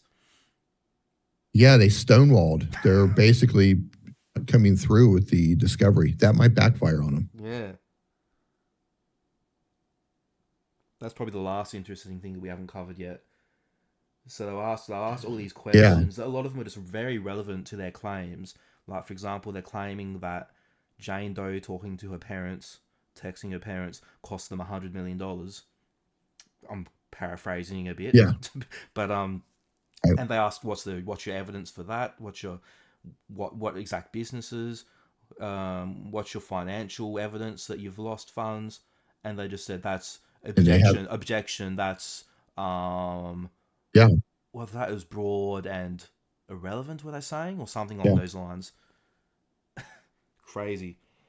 They have to show that they were damaged by the statements. That's the whole thing. Like, the United States system is set up where you can sue anyone for anything, but in order for it to go the distance, in order to win in trial, if it goes to trial, you have to prove whatever it is that you're claiming. If you're saying that it was, a false statement of fact, you have to prove that, especially if you're a public figure, a celebrity.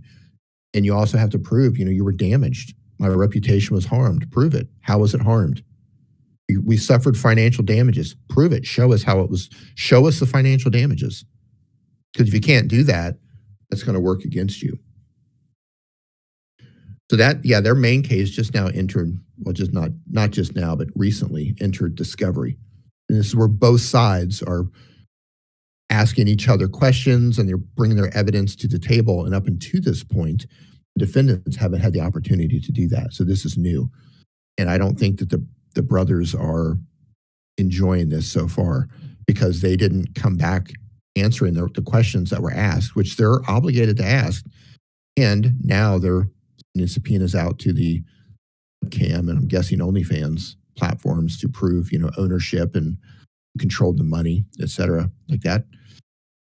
Yeah, this might not work out for them the way they think. And there's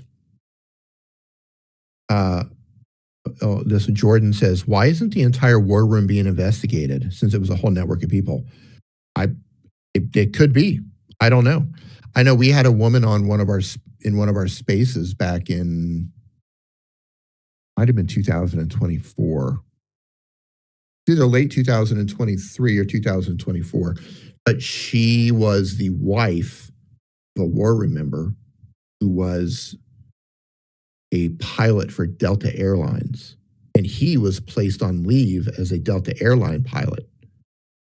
And she was his wife, and he put her on webcam, and apparently he had other women that he put on webcam in various places. And Delta put him on leave. I don't know how that resulted, but she ended up divorcing him. But she said in our space, this is her saying it, and I don't remember the exact wording she used, so I'm paraphrasing here, but she said in our space that she had talked to, or they reached out to her, and I don't remember if it was the Department of Justice or if it was Homeland Security, asking her about, what she knew about the war room and the Tate brothers. So it's possible, and I'm speculating here, but based on that information and based on the fact that we know the Tate brothers are under federal investigation with the Department of Justice in the Southern District of New York, just with that little bit of information, it's possible that the war room is being investigated, not as an entity, but individuals involved, especially in the chat rooms where they were talking about, manipulating and luring women into the sex industry. I wouldn't be surprised if several people don't catch cases from that. And truth be told, we probably wouldn't even know about it if it happened. Like if some random guy gets picked off by the authorities in the US or somewhere else in the world and charged with human trafficking, we're not going to know about it unless the media catches wind of it that he has some connection to the Tate brothers. Otherwise, we're never going to know. Yeah. Yeah, who knows? Who knows? It's it'll be very interesting. There's just the one war room member we know has been indicted in Vlad Obu. Lord knows if that's one of them already has. So there's one, if you're not aware of that, Jordan said that. If you're not aware of that, Jordan, there is one that's been invited and indicted and is meant to be facing trial for human trafficking. If that happens or not, I think one of the men arrested with Vlad may have also been war room. I haven't confirmed it, but that was somebody told me. And then there's also Edie Power. And I've never confirmed that he was a war room member. He is in multiple photos with Andrew when Andrew's talking about joining the war room. He's talking about my, war room brothers, meeting with war room, join the war room, and it's like pictures with him with Edie Power. Oh. So he may or may not be. I've heard mixed results on or mixed information on that. So I'm not going to say he was, but I'm going to say he may have been. Interesting. So, yeah, we'll see. I don't know. I'm very careful to say this person was that and this person was this unless I know for sure. And I know Vlad was. Vlad's the only one I can say with absolute certainty was a very active war room member. Yeah.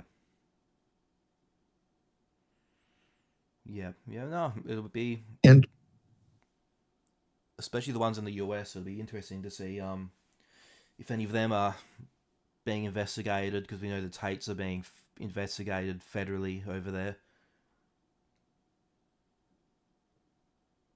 I would imagine, well, I know this. I know different countries have treaties amongst themselves where they can share evidence, cases that they're working on. That's a normal thing. So I would imagine the evidence that was extracted off of the Tate brothers' phones and computers, multiple laptops were confiscated and the data was extracted from them. And the data that was extracted from Vlad Obu's devices, but imagine that information, especially for the war room stuff, is probably going to be very helpful to someone somewhere in some jurisdiction. Vlad is a war room member. But he had his own thing going too. Like he had his own courses and stuff that he sold. But he's a friend of Tate's. If you go to my account on X at Crayon Murders and you just search for Vlad, VLAD, you'll find multiple threads on him.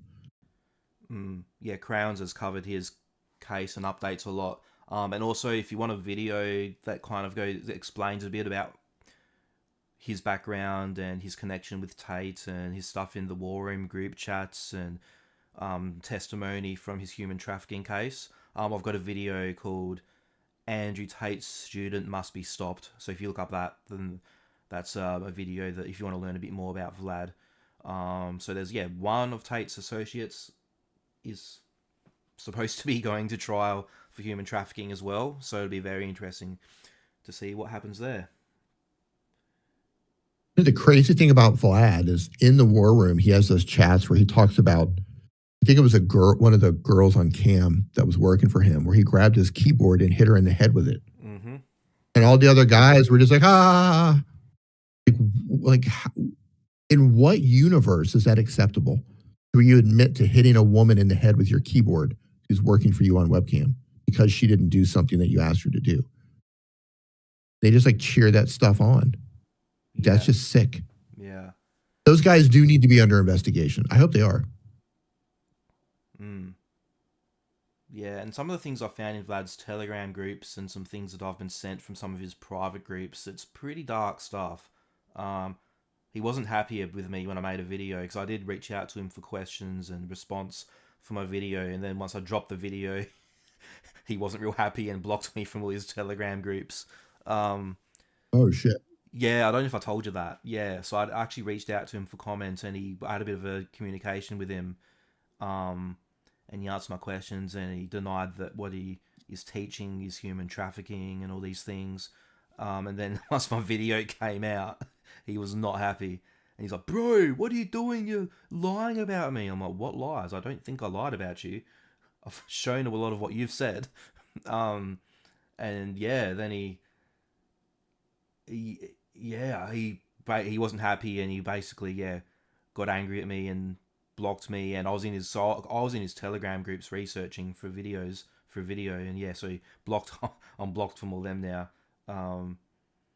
But at least he answered my questions and he communicated with me, even though I was clearly not a supporter of Tate or anything. So that's more than I can say, I guess, for most of these guys.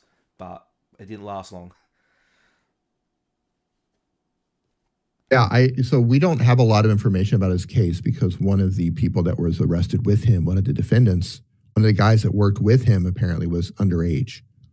Because of that, it's really difficult to get information from Vlad's case. But we do know a couple things that the Romanian media covered. I just pulled up my account here. So we do know, let's see here, and I'm just going to read some of this off here.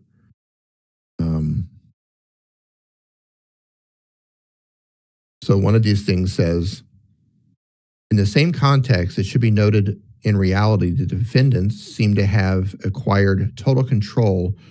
No, that's not it. Hold on. Nope, hold on. It's worth mentioning of the fact that the two of them respectively would have lost their pregnancies precisely because of the treatment and aggression to which they would have been subjected to by the defendants. So if I'm not mistaken, there's allegations of like girls getting pregnant and them like punching them in the stomach or something like that. Yeah, I can't find the one I'm looking for. But yeah, the stuff that the media has covered on Vlad out of Romania is really dark. Actually, like hardcore violent stuff.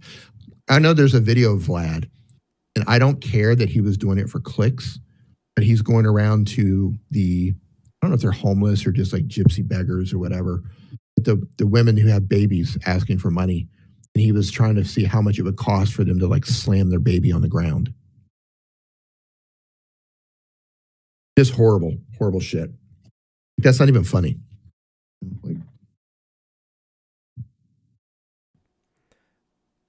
Thank you, Sibels Duran, for a $25 donation towards our legal defense. Andrew Tate's suing us if you've joined us recently. So givesendgo.com/free speech versus Tate. Sorry, go on, Crowns. Thank you, Sibel. Sibellas? Oh, sorry, I can't say your name. Rain Nation says, are they using the PhD course in the trial? I know in the indictment they have a lot of quotes from videos from the PhD course, and I know volume 70 is noted as being war room content specifically. So my guess is yes, they will be using that against them. But people get confused on how evidence like this is used. They don't look at a video and say, aha, this is proof that he did something. That's not how they look at videos like that. They use that as evidence to support their argument and to show his methods, right? So he'll come out with some defense and say, oh, I never did that. That's not what I did. These girls are lying. That's not how I did this. And they're saying, okay, well, in this video, you said that that's exactly your method, and you broke it down step by step, how you recruit these women on social media, right? So they don't look at a video and go, haha, we got you. But they use it as supporting evidence to show their methods and the way they did things with their business, the way they structured things. It all works together. They have all these different pieces of evidence that they pull together to try to tell their version of the story of what they believe is criminality. As much as they've claimed that none of those chats are in the indictment, none of their videos are in the indictment. That's right. All not true. They're all in there. Yeah. Yep, all not true. Okay,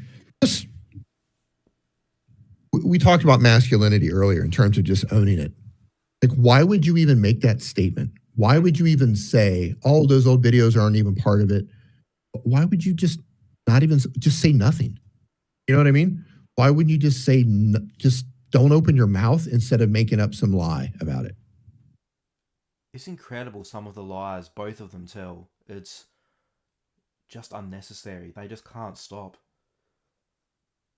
Yeah. So Rain Nation says Vivian is 21. Well, you can forget about that video. I mean, the video is great in terms of people they're suing when they're like, hey, why are you saying she's underage? Well, because he said she was underage. And here's a video of him stating that she's underage. But in terms of Romania, he's been charged with trafficking her as a minor. They have her father giving a statement where not only does he confirm her birthday, but they also have her identification as well. So yeah, her age is locked in. She was born, I think it was September 25th, 1997, I think it was. I don't have it in front of me, but I want to say September 25th, 1997. Actually, I have it here. I might have something here. Hang on. Maybe. Here it is. Yeah, I might have something. 1 second. Yeah, nope, I don't have it here. Yeah, but I think it's September 25th, 1997. And there is content of her online, unfortunately, that would prove that she was working underage. No, her father confirmed her age, and the Romanians have confirmed her age. And Chatterbait, MyFreeCams, and OnlyFans have all worked with DCOT and provided whatever information that they requested in terms of account ownership and finances and all of that.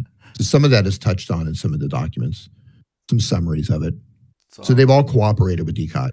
I was just laughing, remembering, because not only did their father confirm her father confirm her age, but the Tate fan accounts shared that document because he said she was 18 when she went with Tate or something. Yeah. And they thought it was like some massive slam dunk, like, look, she was 18 or whatever.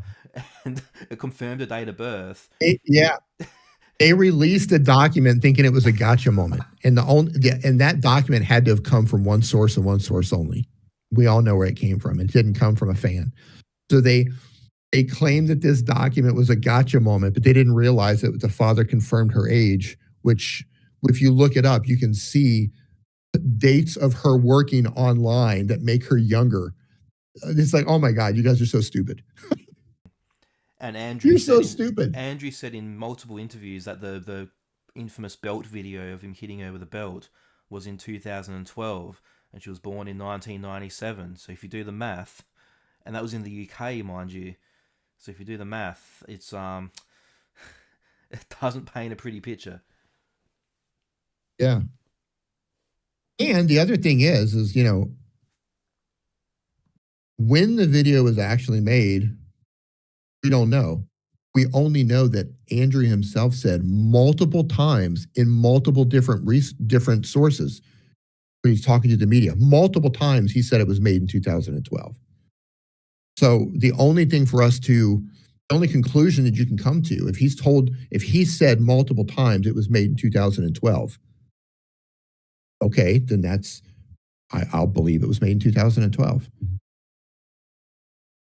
Because it wasn't an issue until he got charged with trafficking in minors. Her age was never an issue up until that point. So I don't think he gave it, like, why would you lie about 2012? You know what I mean? Because at that time, he wasn't under investigation for anything with her as a minor. And these interviews he was giving was in 2016 when he was kicked from Big Brother. So if you think about that, Right. How could he forget that it wasn't this year? Like, it doesn't make sense. And because he was going around Right. then saying it was in 2012. Right. It's... Well, the crazy thing is, you can date Andrew and her based on how they look and the tattoos that they have, especially her when it comes to plastic surgeries and tattoos.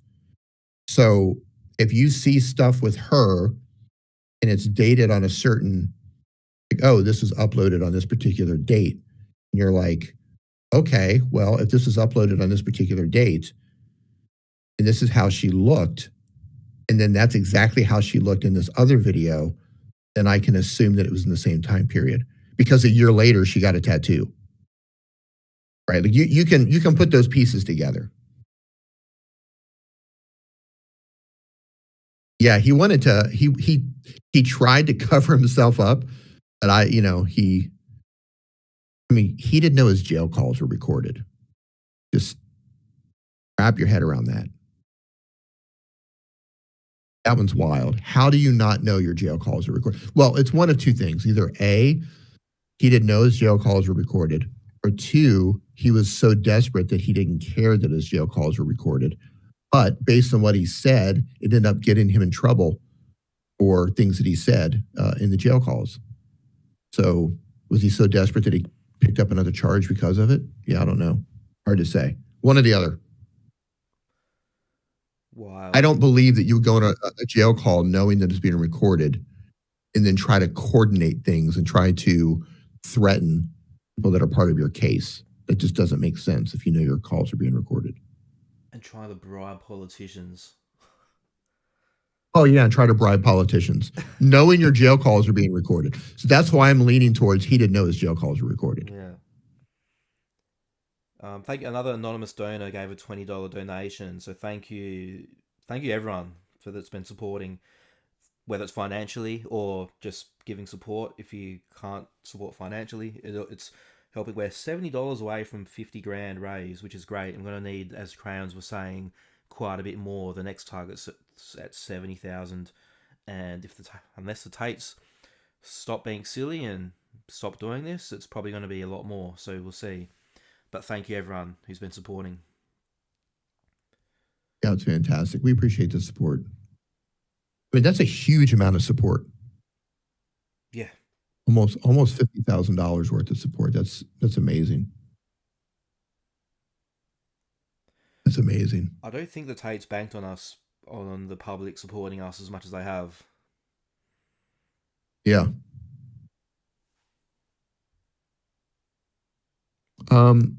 Matt O'Caster says, isn't there a hearing in the UK civil case tomorrow? I think you're right. Is it tomorrow? I think you're right. I think you're right too. May. I think you might be right, Matt. Yeah. I have the date. But it's not I have for the. I have the date written down somewhere. I'd have to check, but I think you might be right. Now that you mention it. Yeah. I think they're trying to determine what's going to happen with the civil case, if that's going to be postponed or not. I think. Yeah. Yeah, 50K is crazy. It goes to show how much they're hated. Well, in addition to not liking these guys, I think it's really important that people look, Twitter is full. Social media is full. This is beyond Twitter. If you believe in anonymous speakers, if you believe in people being able to criticize celebrities, if you believe in people being allowed to share legal documents and give their opinions on those legal documents and call people out for spreading misinformation, et cetera, if you believe in that, I think donating to our cause makes sense, because that's what, that's the fight. Claiming that all the things that we did are defamatory. To my knowledge, no one has shared a false statement as fact. No one that they've sued. And the crazy thing is, there are huge accounts and huge YouTubers who have made false statements of fact about them, and they don't sue them. No, it's very specific, the people that they've targeted. Yeah. And cowardly, in my opinion. I also believe it's cowardly, yeah. Mm. It's a waste of resources. It's a waste of the court's time. It's a waste of their lawyers' money.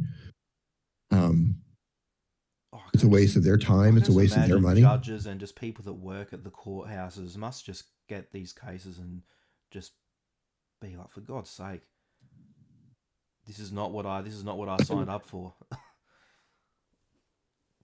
Yeah. Yeah, we'll see. I don't know. We'll have a hearing at some point for the Second Amendment complaint. We'll have a hearing at some point, hopefully soon, for the pure bill of discovery.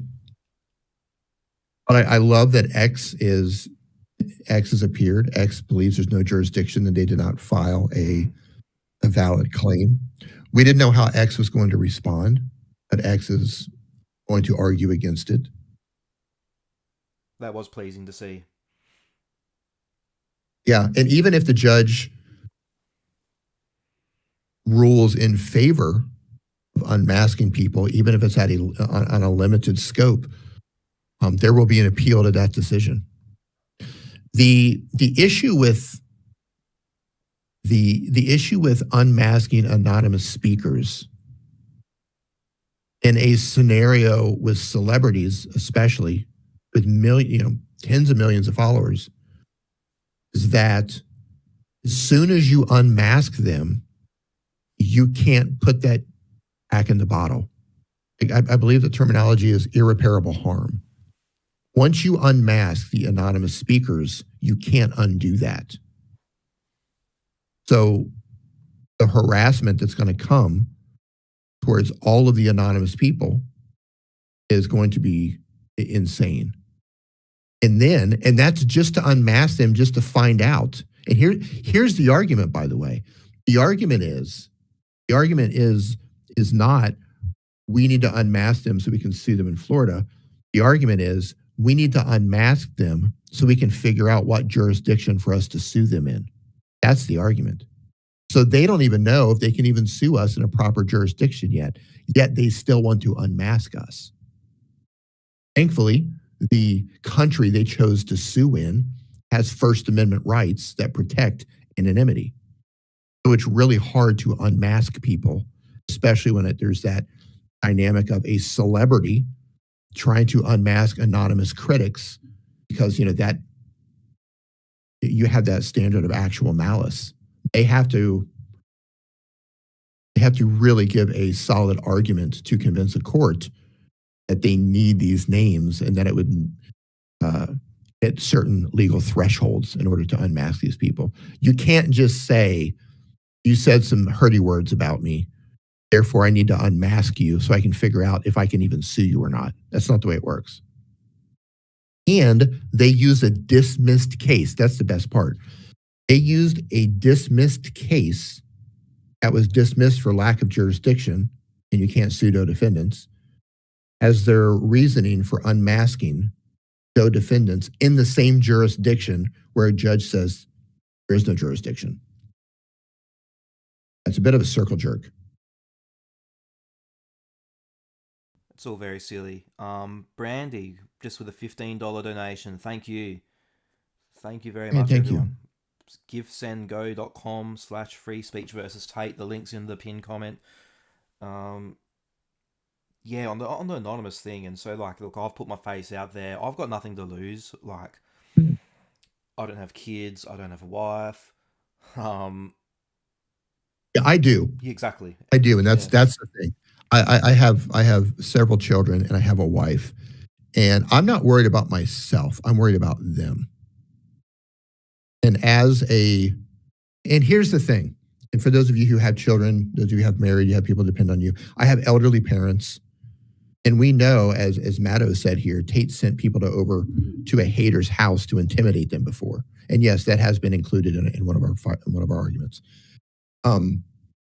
You have an obligation as a provider, as a protector, as a father, as a husband, to protect the people who rely on you. And I'm not going to put them in harm's way by subjecting myself to jurisdiction to have some unhinged fan who's, look, I've already received multiple death threats, multiple threats of violence against my children. So how am I supposed to take that as a father? So unmasking me puts my family at risk physically. So yeah, that's not going to fly. Not to mention the women. If you want to sue me as a doe, sue me as a doe. Sorry, so not to mention the women that are anonymous as well. That's something that I don't have to. That's something that's very different to my situation as well. Oh yeah. And several of the doe defendants are also women, and some of them are women who have had to go into hiding from their abusers themselves. They themselves have been victims. They themselves are survivors of rape and domestic abuse, etc. And the last thing they need is their address being doxxed and blasted out on the internet for their deranged ex-husband to find. So yeah, it's, people are anonymous for their own reasons. And that's where when I say anonymity, that I believe these guys are cowards. So there's women in this that they've put in this lawsuit that have tiny accounts, a couple of hundred followers or whatnot, who have posted about being abused themselves and being victims themselves and speaking up on that side of things. Yeah. What other reason would they have put them in the lawsuit than that? Why would they sue them and not Ben Shapiro or CoffeeZilla? Right. Right. Just cowardly. And it's one thing for them to do it to me, but for them to include them is just pathetic, in my opinion. Yeah. I fully believe, and it's my opinion, these guys are just maximum bullies all the way around. You can't convince me otherwise. I believe, my full opinion on that they're bullies. Like you said, why would you sue, for example, why would you sue a woman who held a space, talked about her own personal situations, but she also said some hurty words against you? Why would you sue her knowing her situation instead of suing someone like CoffeeZilla who just scorched your ass? Or any number of larger accounts who just scorched your ass. Yeah, and Matto said here, Tate's argument against our protective order is that they'll keep our identities to attorneys' eyes only. Yeah, so that was one of their workarounds. Like, hey, you can give us the identities and only the attorneys are going to see it. The problem with that is their other attorney, Joseph McBride, some of you might remember when he filed the original complaint, it was fully unredacted, and he posted it over and over and over and over and over in his timeline, and it had passport numbers, phone numbers, home addresses, everything in it. And as a result, someone showed up at the mother's house of one of those girls. So, yeah, you can't do that. He had to go back and remove all of that. The document that he shared has been removed. So no, I don't trust. Listen, after I've seen that with my own eyes, how he doxed those people, after I've seen how they tried to sue a U.S. Marine for doing his job, after I've seen how they're curating things to try to build an argument that doesn't exist, after I've seen how they're taking my own statements where I'm quoting a prosecutor and they're blacking out or not including the document that I'm referencing and taking my own statement from the prosecutor and making it look like I'm saying it. After I've seen them do this, I don't trust his legal team, not even 0.1%. I do not believe they are trustworthy in any way, shape, or form. After I've seen Joseph McBride push misinformation at a scale that is hard for me to wrap my head around, considering he is a lawyer, yeah, I don't trust them at all. So no, they are absolutely not getting. They should not be entitled to anyone's identities. Yeah, no. And after all of their fans, I've lost track of how many death threats and threats of violence I've had against me, and I've screenshotted loads of them. So no, you can't send your fan base out to do stuff like that and dox people that you're suing, and then expect, but we'll be careful with this group of identities. And here's the thing. Here's the main thing to remember: the original case that they filed, they had the names of multiple defendants and they still got dismissed. So what is our names going to do? You didn't do anything with the names that you had. Why do you care for these other names? You failed with the names you had. Yes, they recently filed a second amended complaint for those named defendants, but I'll be surprised if jurisdiction gets cured on that either. Yeah, they've added my name. Like, They've added my name to it now, but Nathan Livingston's name was in the initial one, and he was dismissed because he was in Australia. Yeah. I'm in Australia. Yeah. Like you failed with the names you had. So why do you need to unmask people to get more names? I'll tell you why. So you can send people to their house. So you can accidentally release a document on one of your propaganda accounts that's going to accidentally dox all of these people, so you can have some unhinged fans show up at their parents' house or their wife's business or whatever it is. Yeah, no thanks. If these were normal people and normal lawyers that were trustworthy and they didn't have a history, the brothers didn't have a history of admitting to harassing people and sending haters to people's houses and saying that they sue people for fun just because they can. If they didn't have that history, if Andrew hasn't said on video that he flew people in from Las Vegas to go sit outside some guy's house to intimidate them. Like, they made these statements and now we're supposed to say, oh yeah, I'll trust you with my identity. Yeah, no, that's not going to fly. And even, not at all. And even more recently, we've seen CoffeeZilla reach out for a comment for Tate for his video about his crypto scams, and dox his address and tell his fans to email him, email address. Yeah. And tell his fans to email him and call him gay. Yeah, exactly. It was just like last year, I think. Yeah, I forgot about that one. Posted his email address, told his 10 million followers to email him and tell him he's gay. That's harassment. It's funny, but it's harassment. What an idiot. But, because of that, we're not dealing with normal plaintiffs or, normal counsel. Oh, wow. Thank you so much. Huge super chat. Oh, thank you. The Lies of Loverboy told me, thank you. We appreciate your support. We know you're a long-term supporter, and it's much we see you and notice it, and we know you've shared parts of your story as well, so thank you very much. Well, thank you so much. Keep up the good fight. Somebody has to. I mean, the alternative is to roll over and do nothing, and then these guys get a default judgment against people who essentially did nothing wrong.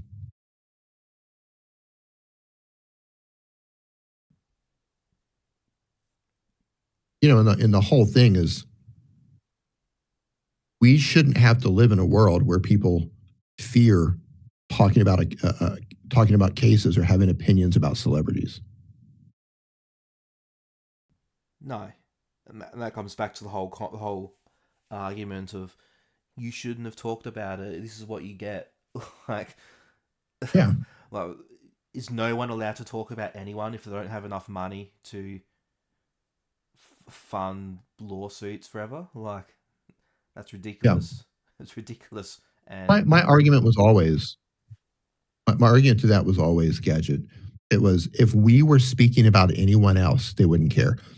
If all of the information we had and all the documentation and all the things we did were about the Epstein files, we would have the support of every single person that's ever given us hate. We would have their full support. They just don't like that we're talking about people they look up to or they've given money to.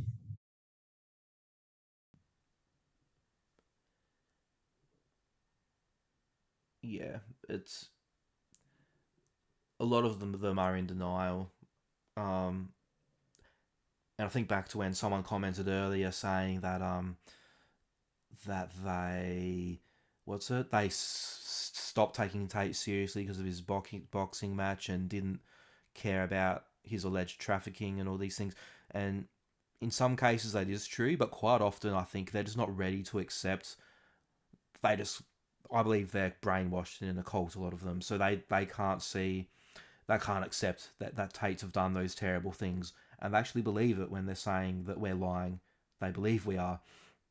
But I see like a lot of these maybe less serious things, like the boxing match or their lies or their crypto rug pulls, as ways of them kind of snapping out of it. And then I think one of our former Tate fans in the chat even said that happened, that once they started seeing these things, then they looked at what they had said about their cases and what actually in the documents and in their own text messages and things, and that's when they can all unravel from there. The journalist pointing out the crimes is the issues, of course, exactly.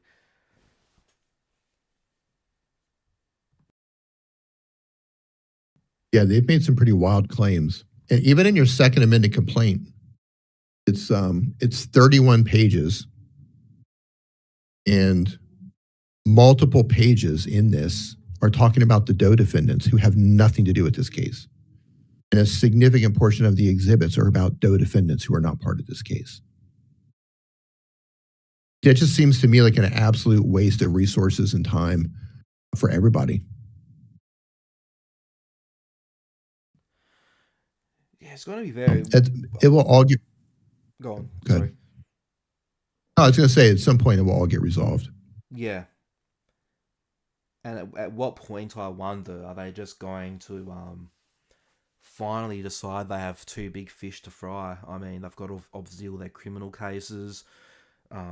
If Andrew, for example, loses in his High Court case that's scheduled for June, I mean... it's and I would not be surprised if there's more lawsuits that come, whether it's other women, whether it's for their scams.